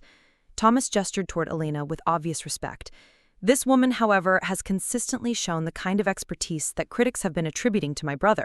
I've tasted her cooking, witnessed her creative process, and observed her training other chefs and techniques that Marcus could never have developed himself." Maria Santos stepped forward from her position near the kitchen doors, still wearing her catering uniform from the evening service. "I worked directly under Elena for 3 years," she announced to the room. "Every innovation, every menu change, every technique that elevated these restaurants came from her mind and her hands. Marcus would announce her creations to the public, but it was Elena who developed them, tested them, and trained us to execute them properly." The testimonials continued as other former employees, suppliers, and industry colleagues began speaking up, each adding pieces to the puzzle that Elena had assembled. A food photographer confirmed that Elena had been present at every supposedly spontaneous behind-the-scenes shoot, directing the presentation and explaining the techniques being demonstrated. A specialty ingredient supplier revealed that all orders for unique or exotic components had come directly from Elena, along with detailed specifications for their use in specific recipes. David and Anthony found themselves increasingly isolated as the weight of evidence mounted against their father's legacy. Their attempts to interrupt or redirect the conversation were ignored by guests who were clearly more interested in the unfolding revelation than in protecting the family's reputation. Dr. Catherine Reeves, a food science professor from the local Culinary Institute, approached Elena with obvious excitement. "I've been following the Castellano restaurant's innovations for years," she said, loudly enough for the room to hear. "The molecular techniques, the understanding of protein chemistry, the sophisticated approach to flavor pairing. I always wondered how Marcus had developed such advanced expertise without any formal training in food science. Now it makes perfect sense." Elena felt a surge of validation as professional colleagues began recognizing the technical sophistication that had characterized her work. These were people who understood the difference between competent cooking and true culinary innovation, experts who could appreciate the depth of knowledge required to create the techniques that had distinguished the Castellano brand. The evening's planned program had completely dissolved, replaced by an impromptu symposium on culinary fraud and intellectual property theft. Food critics huddled in small groups, comparing notes and reassessing years of coverage that had attributed Elena's innovations to Marcus. Restaurant owners discussed the implications for the industry, while culinary students peppered Elena with questions about her training and creative process. Harold Brennan materialized at David's side, having been summoned by frantic phone calls from the family. The attorney's presence introduced a new tension to the evening, as guests recognized that legal consequences might follow the revelations they were witnessing. "Mrs. Castellano," Harold said in his measured professional tone, approaching Elena with obvious caution, "I think we should discuss these matters privately rather than in such a public forum. There are legal considerations that need to be addressed before any further statements are made." Elena turned to face the attorney with calm determination. "Mr. Brennan, I appreciate your concern, but I'm simply sharing the truth about my role in developing the innovations that are being celebrated tonight. If there are legal issues with me claiming credit for my own work, perhaps we should examine why such restrictions exist and whether they're enforceable when applied to intellectual property that was created before those restrictions were put in place." The attorney's expression revealed his recognition that Elena had anticipated the legal challenges and prepared her position accordingly. Her reference to the timing of the restrictions suggested that she understood the potential vulnerabilities in Marcus's will and the contracts that had attempted to silence her. Sandra Chen approached Elena during the confrontation with the attorney, introducing herself formally and requesting an on-the-record interview. "I'd like to do a comprehensive follow-up to the memorial tribute. The story deserves proper investigation and documentation. Would you be willing to provide additional evidence and testimony for publication?" Elena's acceptance of the interview offer sent a clear message to David and Anthony that she was committed to pursuing her claims through media coverage rather than limiting herself to private family discussions. The prospect of national attention on the story added urgency to the family's need to develop a response strategy. The evening officially ended near midnight, but clusters of guests remained engaged in animated discussions about the evening's revelations. Business cards were exchanged as industry professionals positioned themselves to follow the developing story. Several restaurant owners approached Elena directly, expressing interest in her creative services and making it clear that her expertise would be valued regardless of the family's attempts to restrict her professional activities. Elena left the venue accompanied by Thomas and Maria, both of whom had offered their continued support for her efforts to gain recognition. The drive home was filled with strategic planning as they discussed next steps, media opportunities, and potential legal challenges. The following morning brought a flurry of activity as news of the previous evening's revelations spread through culinary industry networks. Elena's phone rang constantly with interview requests from food magazines, local newspapers, and restaurant industry publications. Social media buzzed with discussions about culinary fraud, intellectual property rights, and the broader implications of Elena's claims for the restaurant industry. Sandra Chen's initial article appeared online within hours of the gala, providing a detailed account of Elena's presentation and the supporting testimony from industry colleagues. The piece was carefully balanced, presenting Elena's claims alongside quotes from witnesses, while noting that the Castellano family had not yet provided a formal response to the allegations. Elena spent the morning reviewing interview requests and planning her media strategy. She recognized that maintaining public interest in her story would be crucial for building pressure on the family to negotiate a fair resolution. At the same time, she needed to present her case professionally and credibly, avoiding any appearance of vindictiveness or personal grievance that might undermine her position. Her first formal interview was scheduled with James Morrison, the food critic for the city's largest newspaper. Morrison had covered the Castellano restaurants extensively over the years and had personal relationships with several family members, making him an influential voice whose support would significantly impact public perception of Elena's claims. The interview took place in Elena's home, where she could demonstrate her expertise in familiar surroundings, while providing Morrison with access to her extensive documentation. She walked him through her portfolio of evidence, explaining the development process for specific dishes and techniques, while providing context for the collaborative dynamic that had characterized her relationship with Marcus. Morrison's questions were probing but fair, reflecting both his professional skepticism and his growing recognition that Elena's claims were supported by substantial evidence. He was particularly interested in the timeline of innovations, noting that Elena's documentation predated public announcements by months or years in every case he examined. "What made you decide to reveal this information now?" Morrison asked during their 2-hour conversation. "You could have continued to benefit from the family's success without challenging the established narrative." Elena's response was thoughtful and measured. "I realized that Marcus's cookbook would permanently cement a version of history that erased my contributions entirely. Future generations would study these recipes and techniques as examples of Marcus Castellano's genius, never knowing that they were created by someone else. I couldn't allow that to happen without at least attempting to set the record straight." Morrison's article, published the following day, was devastating in its impact on the Castellano family's position. The piece presented Elena's claims as credible and well-documented, while raising serious questions about the authenticity of Marcus's reputation as a culinary innovator. Morrison's professional stature and his history of covering the restaurants made his endorsement of Elena's story particularly damaging to the family's credibility. The article prompted immediate responses from David and Anthony, who issued a joint statement through their public relations firm. The statement expressed disappointment that Elena had chosen to pursue personal grievances in such a public manner, particularly during the family's mourning period. It characterized her claims as exaggerated and her documentation as taken out of context, while emphasizing Marcus's undisputed role as the visionary leader who had built the restaurant empire. However, the family's response rang hollow to industry professionals who had read Elena's evidence and witnessed the supporting testimony from former employees and colleagues. The statement's defensive tone and lack of specific counter-evidence suggested that David and Anthony were unprepared for the scope and credibility of Elena's documentation. Elena's second major interview was with Michael Rodriguez, host of a popular culinary podcast that reached hundreds of thousands of listeners nationwide. The audio format allowed Elena to speak at length about her training, her creative process, and her frustration with years of invisibility in an industry where she had made significant contributions. Rodriguez's questions delved into the broader implications of Elena's story for women in the culinary industry, exploring themes of recognition, credit, and the barriers that female chefs faced in gaining acknowledgement for their work. Elena's responses resonated with listeners who had experienced similar challenges in male-dominated professional environments. The podcast episode generated thousands of downloads within hours of its release, spreading Elena's story beyond the culinary industry to a broader audience interested in workplace equity and intellectual property rights. Comments and reviews from listeners expressed support for Elena's courage in challenging established power structures and admiration for her professional expertise. As media coverage intensified, Elena began receiving support from unexpected quarters.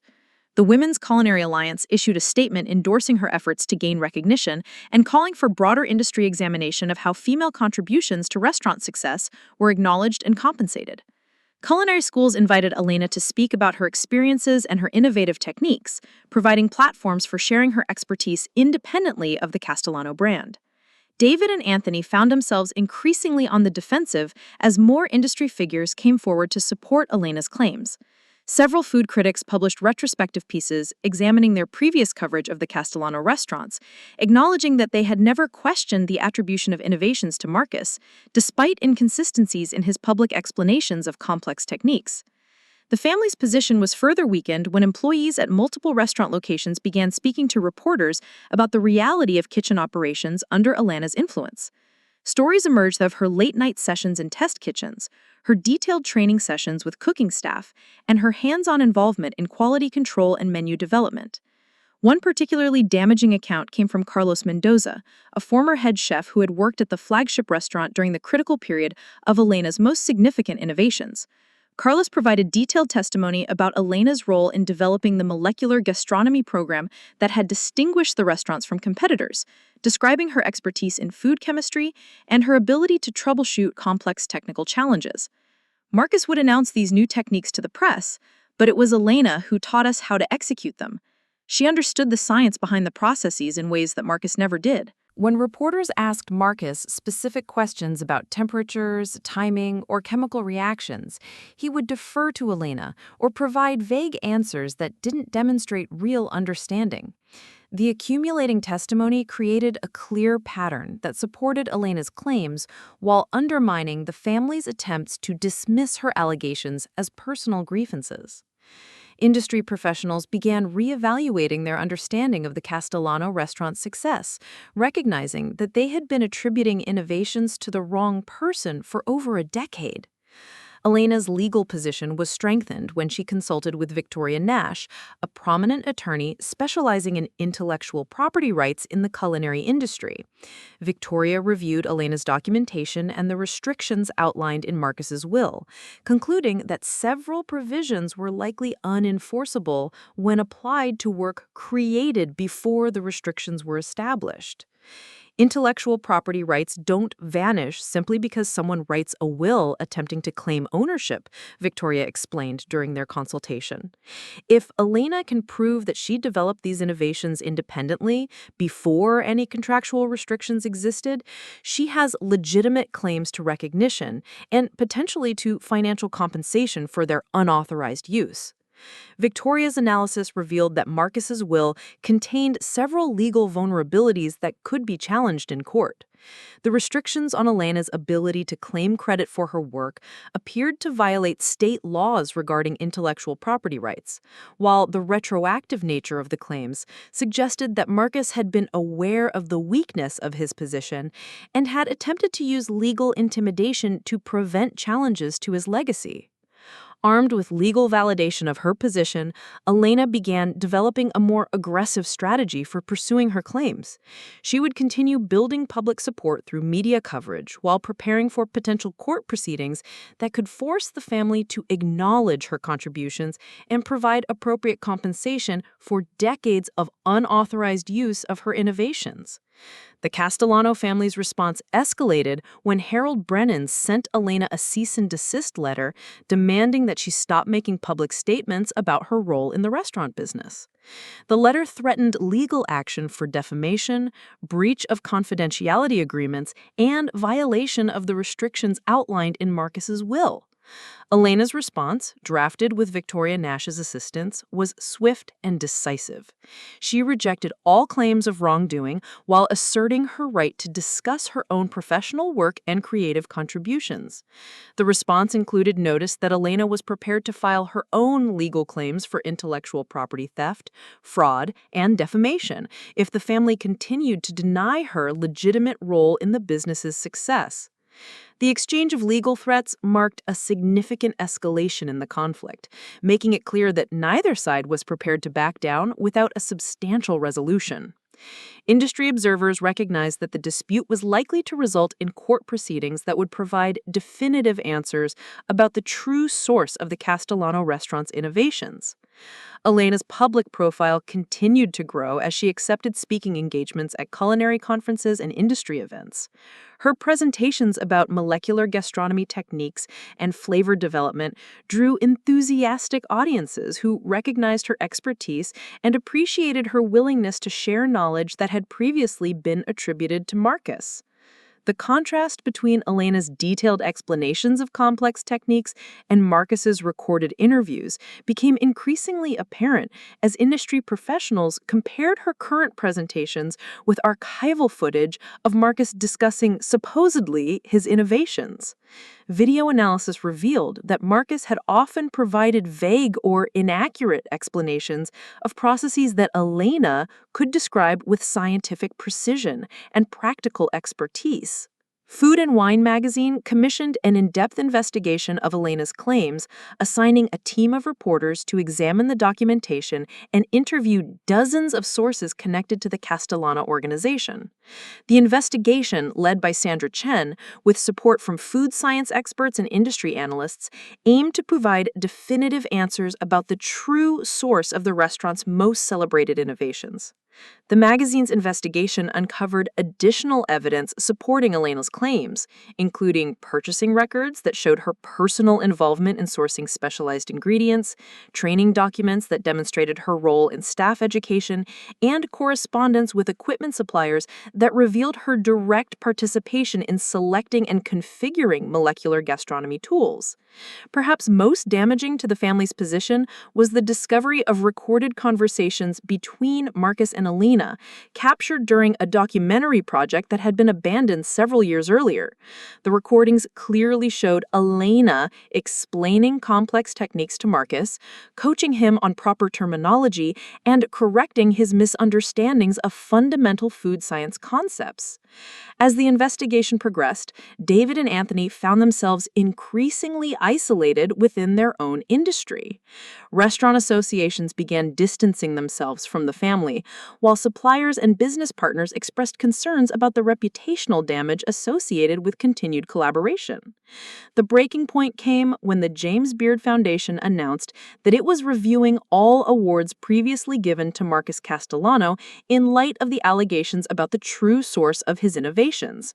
The foundation's statement emphasized its commitment to recognizing authentic culinary achievement and indicated that awards might be rescinded if Elena's claims were substantiated.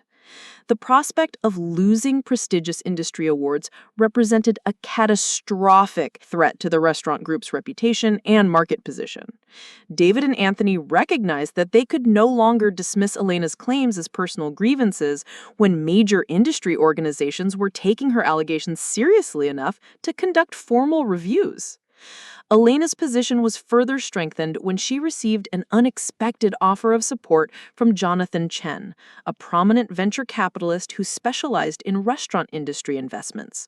Chen had been following the dispute closely and recognized Elena's expertise as a valuable asset that could be leveraged to create new business opportunities. Your skills and innovations have created hundreds of millions of dollars in value, Chen explained during their meeting. Whether or not the Castellano family acknowledges your contributions, the industry recognizes your capabilities. We should discuss how to monetize your expertise independently. The offer of financial backing for an independent venture gave Elena additional leverage in her negotiations with the family, while providing a potential path forward that didn't depend on their willingness to acknowledge her past contributions. Chen's interest validated Elena's market value and demonstrated that her professional reputation had survived the family's attempts to discredit her claims. Elena's story began attracting attention beyond the culinary industry as media outlets recognized the broader implications of her case for workplace equity and intellectual property rights. National news programs featured segments about her struggle for recognition, while women's advocacy organizations cited her example in discussions about gender discrimination in professional settings. The growing public interest in Elena's story created additional pressure on the Castellano family to reach a resolution that would limit further damage to their reputation. Industry analysts began speculating about the potential impact on the restaurant group's valuation and expansion plans if the controversy continued to generate negative publicity.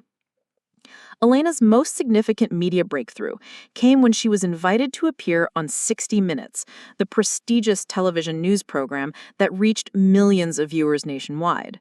The interview would provide her with an unprecedented platform for presenting her case, while subjecting her claims to rigorous journalistic scrutiny. Preparation for the 60 Minutes interview required extensive documentation and verification of Elena's claims. The program's producers conducted their own investigation, interviewing dozens of sources and examining hundreds of documents to build an independent assessment of the allegations against the Castellanos family. The television interview, filmed in Elena's home kitchen, where she demonstrated several of the techniques attributed to Marcus, was scheduled to air 3 weeks after the initial gala revelation. The timing would coincide with the planned publication of Marcus's cookbook, creating maximum impact on the family's attempts to preserve his legacy and commercialize his supposed innovations. As the broadcast date approached, David and Anthony made increasingly desperate attempts to negotiate a private resolution with Elena. They offered financial settlements, public acknowledgement of her contributions, and even partnership arrangements that would give her official status within the restaurant organization. However, Elena recognized that any private agreement would lack the credibility and permanence that could only come from public vindication of her claims. She had spent too many years accepting private acknowledgement while watching Marcus receive public credit to settle for arrangements that maintained the fiction of his creative genius. The stakes of the conflict continued to escalate as both sides prepared for what increasingly appeared to be a decisive confrontation. Elena had built a compelling case for her role in the restaurant group's success, supported by extensive documentation and testimony from credible industry sources. The Castellano family faced the prospect of losing their patriarch's reputation, their business credibility, and potentially their financial assets if Elena's claims were definitively proven in court or in the court of public opinion. The culinary industry watched with fascination as the dispute moved toward its climax, recognizing that the outcome would establish important precedents for how creative contributions were acknowledged and compensated in their profession. Elena's courage in challenging established power structures had inspired other industry professionals to examine their own situations and consider whether they had been adequately recognized for their contributions to collaborative enterprises. As the 60 Minutes interview approached its broadcast date, Elena felt a mixture of anticipation and trepidation about the final phase of her campaign for recognition. She had committed herself to a path that offered either complete vindication or total defeat, with no possibility of returning to the comfortable invisibility that had characterized her previous relationship with the Castellano family. The woman who had spent 15 years creating innovations in the shadows was about to step permanently into the light, regardless of the personal and professional consequences that might follow. Her fight for recognition had become larger than her individual grievances, representing a broader struggle for professional equity and intellectual honesty that would reshape how the culinary industry understood creativity, collaboration, and credit. The final confrontation with the Castellano family was approaching, and Elena was prepared to risk everything she had built to claim her rightful place in the history of American cuisine. The invisible architect of a culinary empire was about to become permanently visible, whether the industry was ready for that transformation or not. The 60 Minutes crew arrived at Elena's home on a crisp Tuesday morning, transforming her familiar kitchen into a television studio with professional lighting and multiple camera angles. Producer Rebecca Martinez had spent weeks preparing for this interview, recognizing that Elena's story represented more than just a family dispute about restaurant ownership. The allegations against Marcus Castellano touched on fundamental questions about artistic integrity, gender discrimination, and the attribution of creative work that resonated far beyond the culinary industry. Elena had dressed carefully for the occasion, choosing a simple black chef coat that conveyed both professionalism and authenticity. She had spent days rehearsing her key points while remaining prepared to respond spontaneously to unexpected questions. The weight of 15 years of silence was about to be lifted permanently, regardless of the personal consequences that might follow. Correspondent Sarah Williams, known for her incisive interviewing style and thorough preparation, had reviewed thousands of pages of documentation before arriving at Elena's home. The 60 Minutes investigation had uncovered additional evidence supporting Elena's claims, including previously unknown recordings and financial records that painted a devastating picture of systematic credit theft spanning more than a decade. The interview began with Elena demonstrating her signature molecular gastronomy techniques, her hands moving with practiced precision as she explained the scientific principles behind innovations that had been attributed to Marcus. Williams watched intently as Elena created the spherified olive tapenade that had become synonymous with Castellano's sophistication, her explanation revealing deep understanding of calcium chloride reactions and sodium alginate properties that Marcus had never demonstrated in public appearances. These techniques require extensive training in food chemistry, Elena explained as she worked. The timing, temperature control, and ingredient ratios must be precise or the entire dish fails. When reporters asked Marcus to explain the science behind these preparations, he would defer to our research and development team or provide vague answers that suggested he didn't fully understand the processes involved. Williams pressed Elena about the timeline of her innovations, displaying photographs and documents that trace the development of specific dishes from Elena's handwritten notes to their eventual appearance on restaurant menus. The evidence created an undeniable pattern, showing Elena's ideas emerging months or years before Marcus presented them as his own creations. "Why did you allow this deception to continue for so many years?" Williams asked, her tone conveying both curiosity and subtle challenge. "You had the expertise and documentation to challenge Marcus's claims at any point during your marriage." Elena's response was thoughtful and measured, reflecting the complexity of her situation and the gradual evolution of her understanding about the arrangement's true cost. "I believed I was part of a partnership where my behind-the-scenes contributions were valued even if they weren't publicly acknowledged. Marcus provided the business leadership, the industry connections, and the public persona that made our innovations possible. I provided the creative vision and technical expertise. For many years, that division of labor felt fair and productive." The correspondent's follow-up questions explored the turning point that had led Elena to challenge the established narrative, focusing particularly on Marcus's cookbook project and the restrictions outlined in his will. Elena's explanation of her gradual awakening to the systematic erasure of her contributions resonated with viewers who had experienced similar professional marginalization. The cookbook represented the permanent codification of a false history. Future culinary students would study these recipes as examples of Marcus Castellano's genius, never knowing they were created by someone else.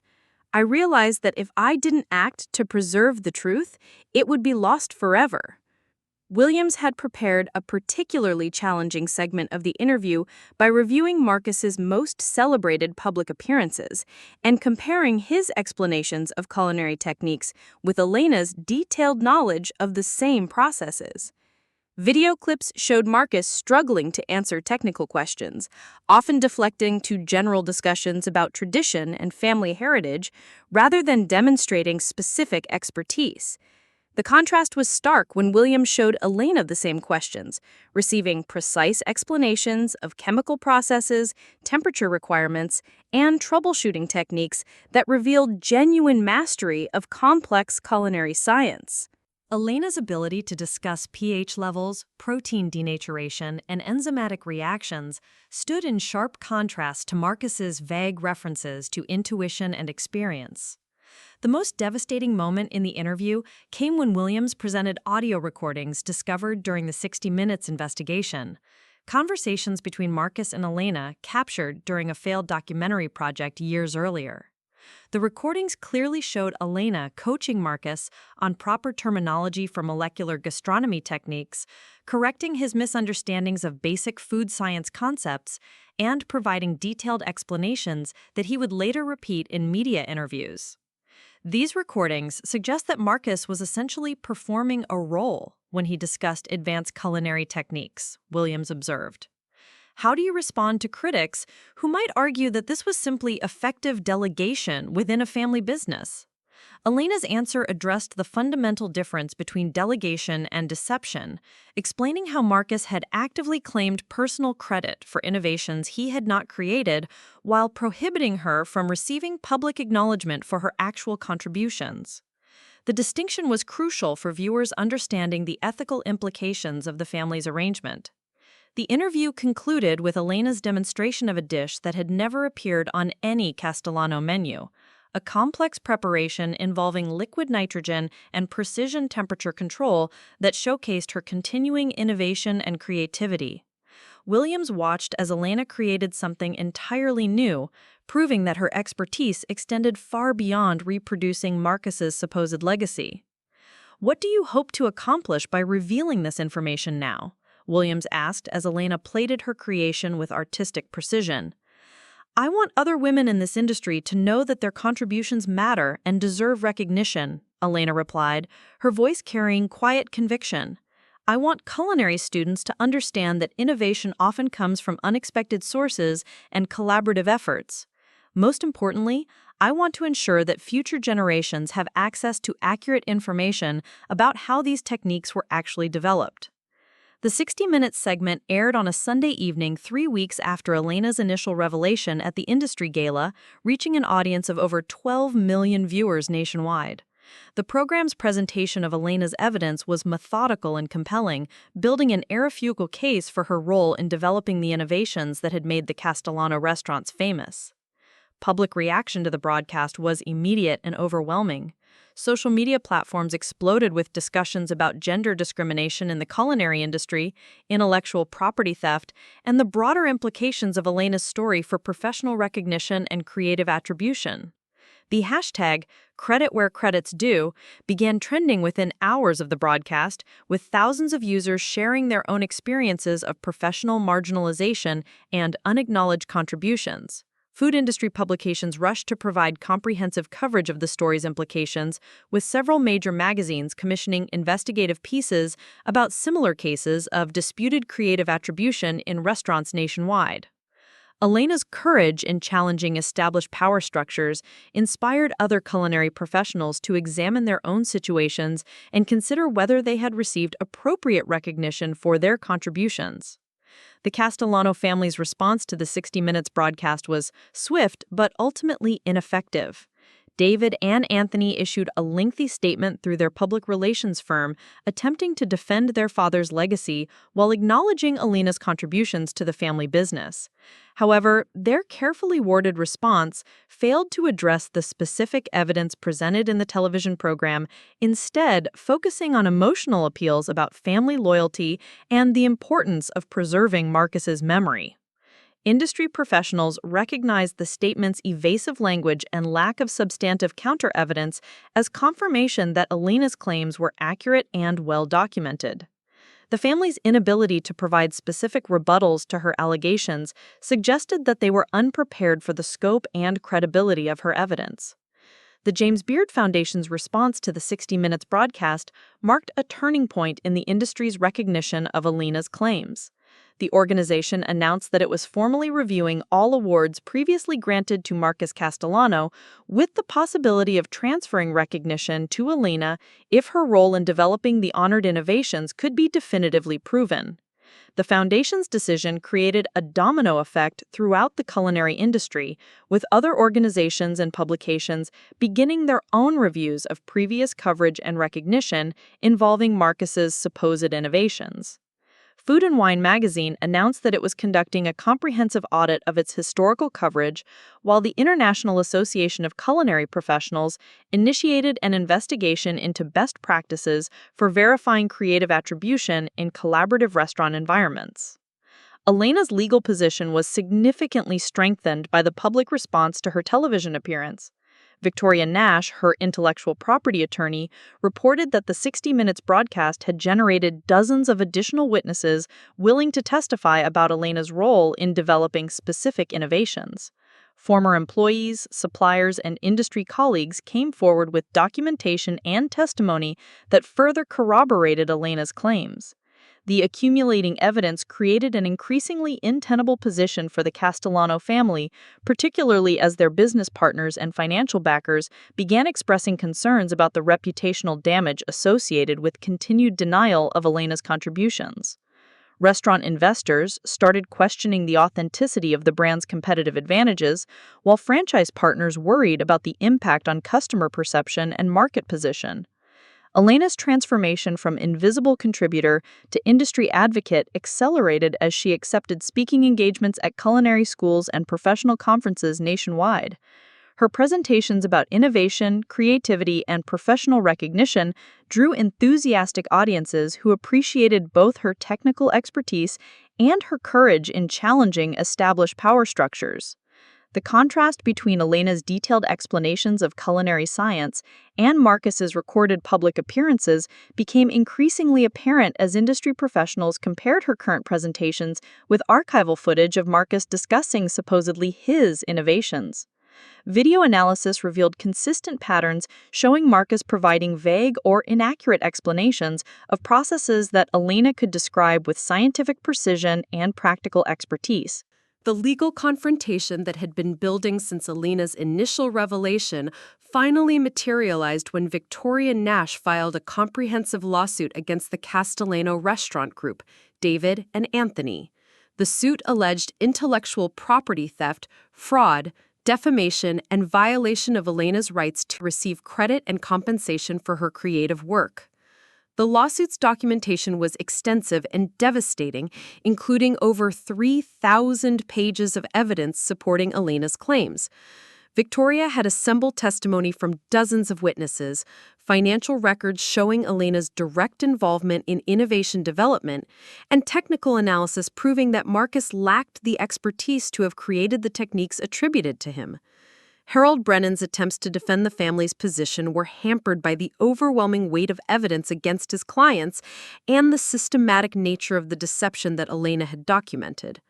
The legal restrictions outlined in Marcus's will appeared increasingly vulnerable as Victoria demonstrated that they violated state laws regarding intellectual property rights and contained provisions that were likely unenforceable. The discovery phase of the lawsuit revealed additional evidence that further damaged the family's credibility.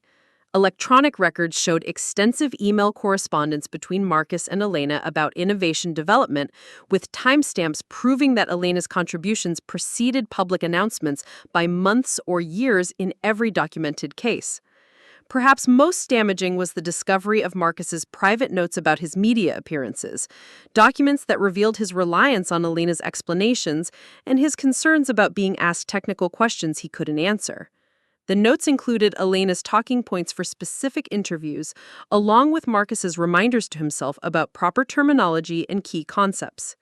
The evidence painted a clear picture of systematic deception spanning over a decade, with Marcus actively claiming credit for innovations he had not created, while preventing Elena from receiving public acknowledgement for her actual contributions.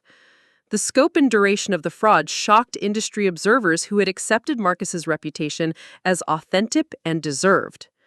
Elena's public profile continued to grow as she used her platform to advocate for broader changes in how the culinary industry recognized and attributed creative contributions.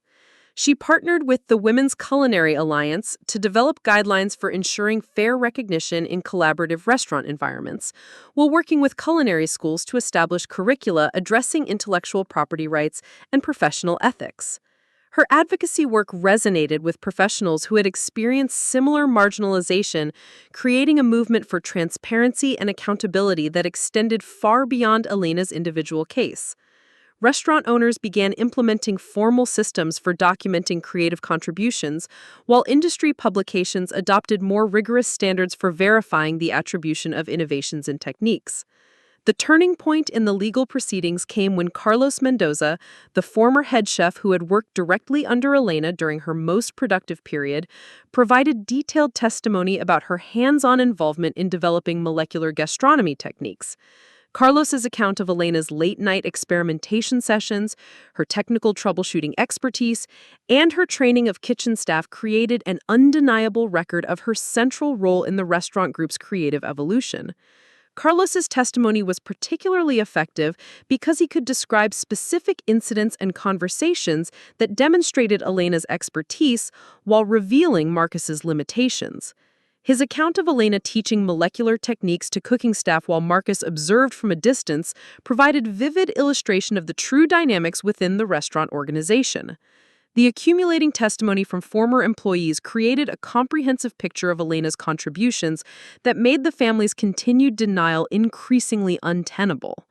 David and Anthony found themselves facing the prospect of a lengthy public trial that would further damage their reputations and potentially result in substantial financial penalties. Elena's restaurant venture with Jonathan Chen moved forward rapidly as construction began on a flagship location in the city's most prestigious dining district. The project attracted significant media attention, with food critics and industry publications documenting the development process and Elena's vision for authentic culinary innovation. The restaurant's concept emphasized transparency and education, with an open kitchen design that allowed diners to observe Elena's techniques while learning about the science behind molecular gastronomy. The menu featured both refined versions of innovations previously attributed to Marcus and entirely new creations that showcased Elena's continuing creativity and expertise. Industry anticipation for Elena's restaurant opening created additional pressure on the Castellano family to resolve their legal disputes before a successful competing venue established Elena as the region's preeminent expert in contemporary cuisine. Restaurant investors and franchise partners expressed increasing concern about the potential impact on the Castellano brand's market position and expansion plans. The resolution negotiations that had been proceeding privately since Elena's initial revelation finally reached a critical phase as both sides recognized the unsustainable nature of continued conflict. Elena's legal position had strengthened significantly following the 60 Minutes broadcast and the discovery phase of her lawsuit, while the family faced mounting evidence of systematic fraud and intellectual property theft. Victoria Nash and Harold Brennan met repeatedly to discuss potential settlement terms that could resolve the dispute without the need for a public trial. Elena's demands had evolved from simple recognition to comprehensive acknowledgement of her contributions, substantial financial compensation, and institutional changes designed to prevent similar situations from occurring in other collaborative restaurant environments. The family's negotiating position was weakened by their inability to provide credible alternative explanations for the evidence Elena had assembled. David and Anthony could not dispute the documentation of Elena's role in developing specific innovations, nor could they explain how Marcus had supposedly created techniques that required expertise he demonstrably lacked. Elena's willingness to proceed to trial if necessary gave her significant leverage in the negotiations proceedings, particularly as the approaching opening of her independent restaurant would provide a platform for demonstrating her capabilities regardless of the lawsuit's outcome. The family recognized that Elena had successfully established herself as a credible alternative to their father's legacy and could potentially attract their customers and key personnel. The breakthrough in negotiations came when Carlos, during one of these meetings, privately acknowledged that he had always known about Elena's central role in the restaurant group's creative development. His admission that the family had participated in systematic deception for over a decade provided the foundation for a comprehensive settlement that addressed both Elena's financial claims and her demands for public recognition. Carlos's agreement to join David in acknowledging Elena's contributions marked the end of the family's united front in denying her role in their success. The brothers recognized that continued resistance would only result in additional evidence being made public during trial proceedings, further damaging their already compromised reputations. The settlement agreement reached after months of intensive negotiations was comprehensive and unprecedented in the restaurant industry. Elena received a substantial financial settlement that reflected her contributions to the restaurant group's success, along with formal acknowledgement of her role in developing the innovations that had established the family's reputation. More importantly for Elena's long-term goals, the settlement included provisions for correcting the historical record about the source of Castellano innovations. The family agreed to cooperate in updating marketing materials, website content, and published articles to reflect Elena's actual contributions, while supporting her efforts to receive appropriate recognition from industry organizations. The settlement also addressed the cookbook project that had sparked Elena's initial decision to challenge the family's narrative. Marcus's cookbook would be republished with extensive additions, crediting Elena's role in developing the featured recipes and techniques, along with new content describing the collaborative process that had produced the innovations. Elena's demands for institutional change were addressed through the establishment of the Castellano Foundation for Culinary Ethics, an organization dedicated to promoting transparency and fair attribution in collaborative restaurant environments. The foundation would provide resources for documenting creative contributions, mediating disputes about recognition, and educating industry professionals about intellectual property rights. The public announcement of the settlement generated widespread coverage in culinary industry publications and mainstream media outlets. Elena's victory was celebrated as a landmark case, establishing important precedents for creative attribution and professional recognition in collaborative work environments. Industry reaction to the settlement was overwhelmingly positive, with professional organizations and culinary schools incorporating Elena's story into curricula addressing ethics, collaboration, and intellectual property rights. The case became a standard reference point for discussions about fair recognition and the importance of documenting creative contributions in team-based professional environments. Elena's restaurant opening occurred 3 months after the settlement announcement, attracting unprecedented attention from food critics, industry professionals, and diners interested in experiencing authentic molecular gastronomy from its actual creator. The venue's innovative design and educational approach established new standards for transparency and engagement in fine dining environments. The restaurant's success exceeded even optimistic projections, with reservations booking months in advance as word spread about Elena's exceptional cuisine and the unique opportunity to learn about advanced culinary techniques from their developer. Food critics praised both the technical excellence of Elena's dishes and the educational value of observing her work in the open kitchen environment. Elena's transformation from invisible contributor to celebrated chef and industry advocate inspired numerous other professionals to examine their own situations and seek appropriate recognition for their contributions. The success of her independent venture demonstrated that authentic expertise and creative innovation could triumph over established reputations built on false foundations. The Women's Culinary Alliance partnered with Elena to establish mentorship programs, connecting experienced female chefs with emerging talent, creating networks that supported professional development and ensured fair recognition for creative contributions. These programs addressed systemic barriers that had historically limited women's advancement in the culinary industry. Elena's advocacy work expanded beyond the restaurant industry as she became a prominent speaker at conferences addressing intellectual property rights, workplace equity, and professional recognition across multiple fields. Her story resonated with professionals in various industries who had experienced similar challenges in gaining acknowledgement for their contributions to collaborative projects.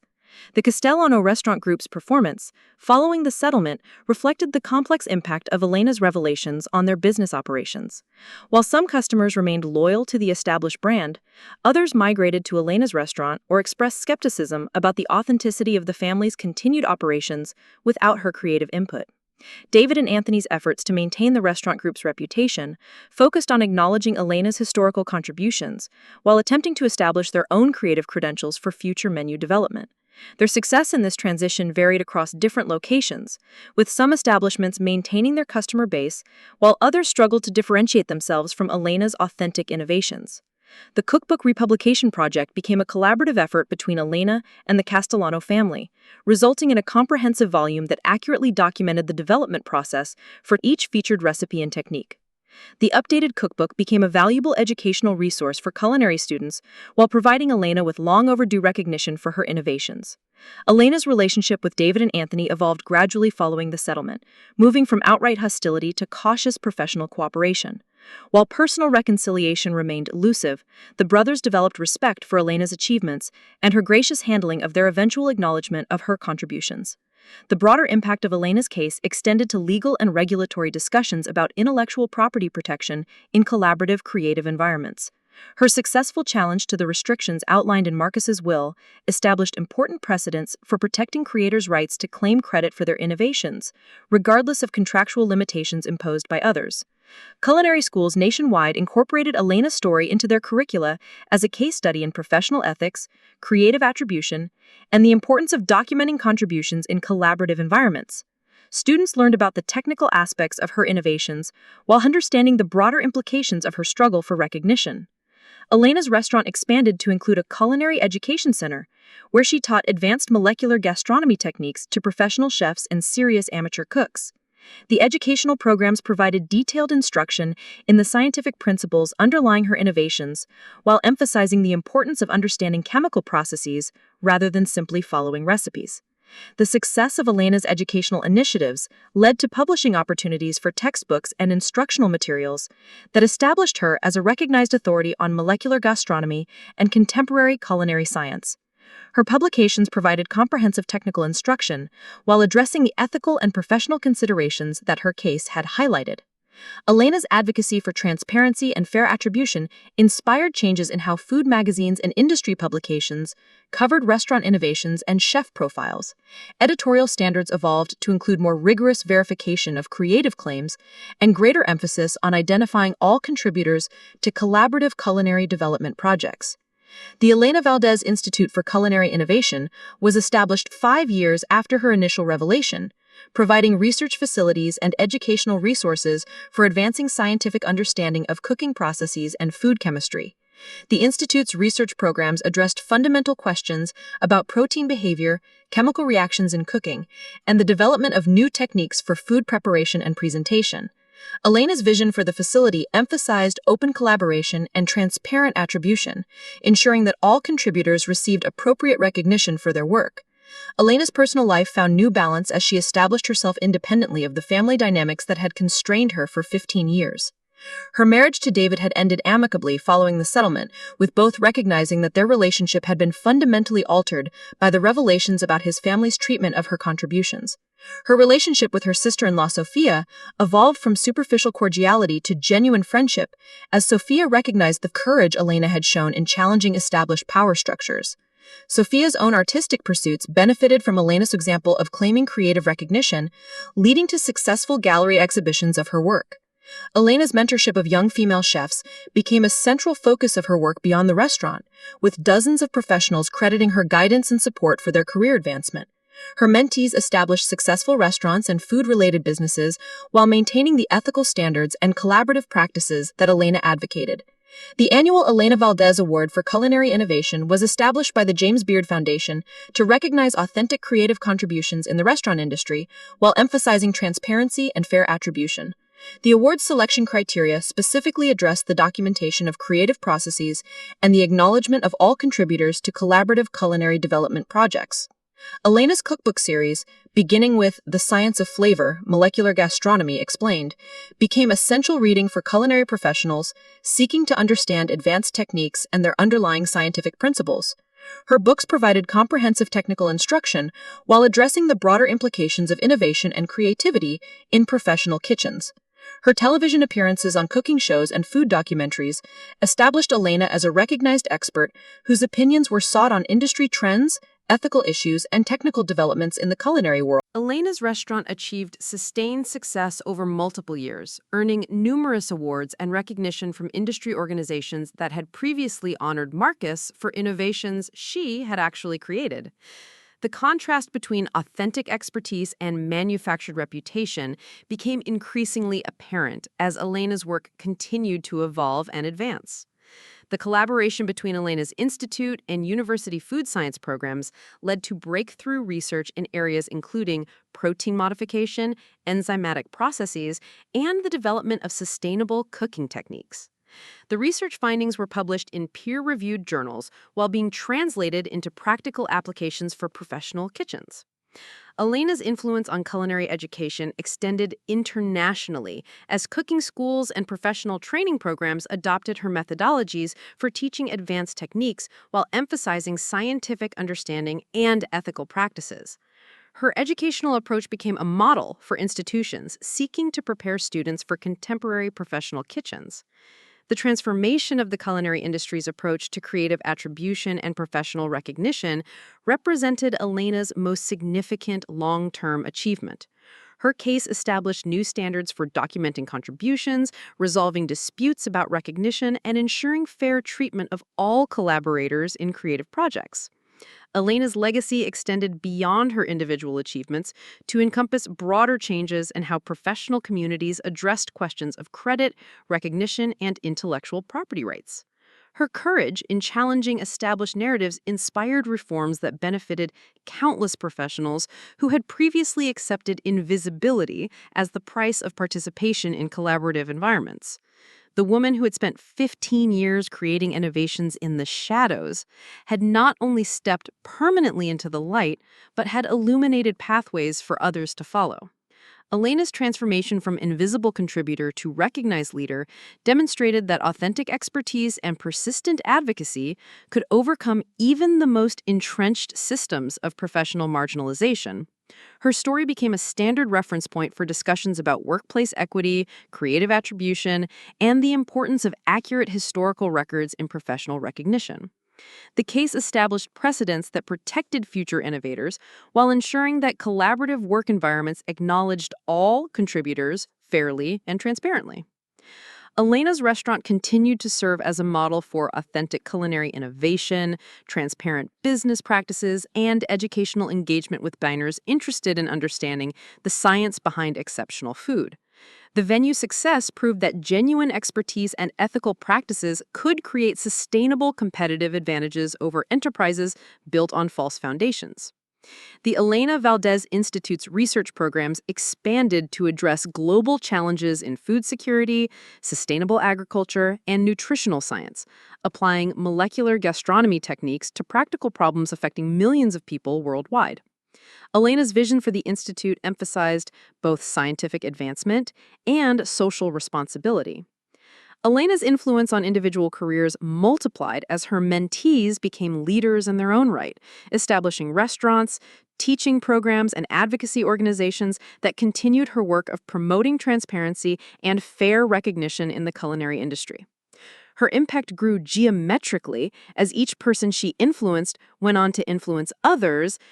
The annual Conference on Culinary Ethics and Professional Recognition, hosted by Elena's Institute, became the premier gathering for industry professionals interested in advancing standards for fair attribution and collaborative practices. The conference attracted participants from around the world who recognized the global relevance of Elena's advocacy work. Elena's relationship with the Castellano family stabilized into mutual respect and occasional professional cooperation, particularly on projects related to documenting the historical development of their shared innovations. The family's acknowledgement of her contributions became complete and unequivocal, serving as a model for other similar situations.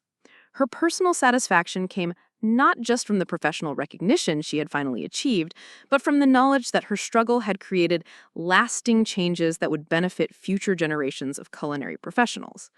Elena had transformed her individual grievance into a broader movement for justice and transparency that would outlast her own career. The culmination of Elena's journey from invisible contributor to industry leader represented more than personal vindication. It demonstrated the power of persistent advocacy, careful documentation, and courageous action to overcome systematic marginalization and create positive change for entire professional communities. As Elena stood in her restaurant's kitchen 10 years after first challenging Marcus's legacy, watching her carefully trained staff execute techniques she had developed and refined, She felt the deep satisfaction that comes from authentic achievement finally receiving appropriate recognition. The invisible architect of a culinary revolution had become permanently visible, forever changing how the industry understood creativity, collaboration, and credit. The awards that lined her office walls, the research papers that cited her innovations, and the successful careers of her mentees provided tangible evidence of Elena's transformation from hidden contributor to celebrated leader. But perhaps her greatest achievement was the knowledge that no future culinary professional would need to accept the systematic erasure she had endured for 15 years. Elena's story had become part of the permanent record of American culinary history, ensuring accurate information about the development of molecular gastronomy and contemporary cuisine would be available to future generations of students and professionals. The truth about innovation, creativity, and recognition had finally been documented comprehensively and permanently. The woman who had once been introduced simply as David Castellano's wife now commanded respect as Chef Elena Valdez, innovator, educator, advocate, and leader. Her transformation represented not just personal success, but a broader victory for professional equity and intellectual honesty that would influence the culinary industry for decades to come. Elena's legacy was secure, built on authentic achievement, principled advocacy, and the courage to challenge powerful interests in pursuit of truth and justice. She had proved that genuine expertise and persistent effort could triumph over established reputation and entrenched privilege, creating opportunities for countless others to receive the recognition they deserved for their contributions to collaborative creative endeavors. The invisible had become visible, the silenced had found her voice, and the marginalized had claimed her rightful place at the center of an industry she had helped transform. Elena Valdez's story would inspire future generations of professionals to document their contributions, demand fair recognition, and never accept invisibility as the price of participation in their chosen fields. Her journey from the shadows to the spotlight was complete, but her influence would continue expanding as each person she influenced went on to create positive change in their own professional communities. Elena had not just reclaimed her individual legacy, she had redefined what was possible for anyone willing to fight for recognition, justice, and truth in their professional lives. Up next, you've got two more standout stories right on your screen. If this one hit the mark, you won't want to pass these up. Just click and check them out.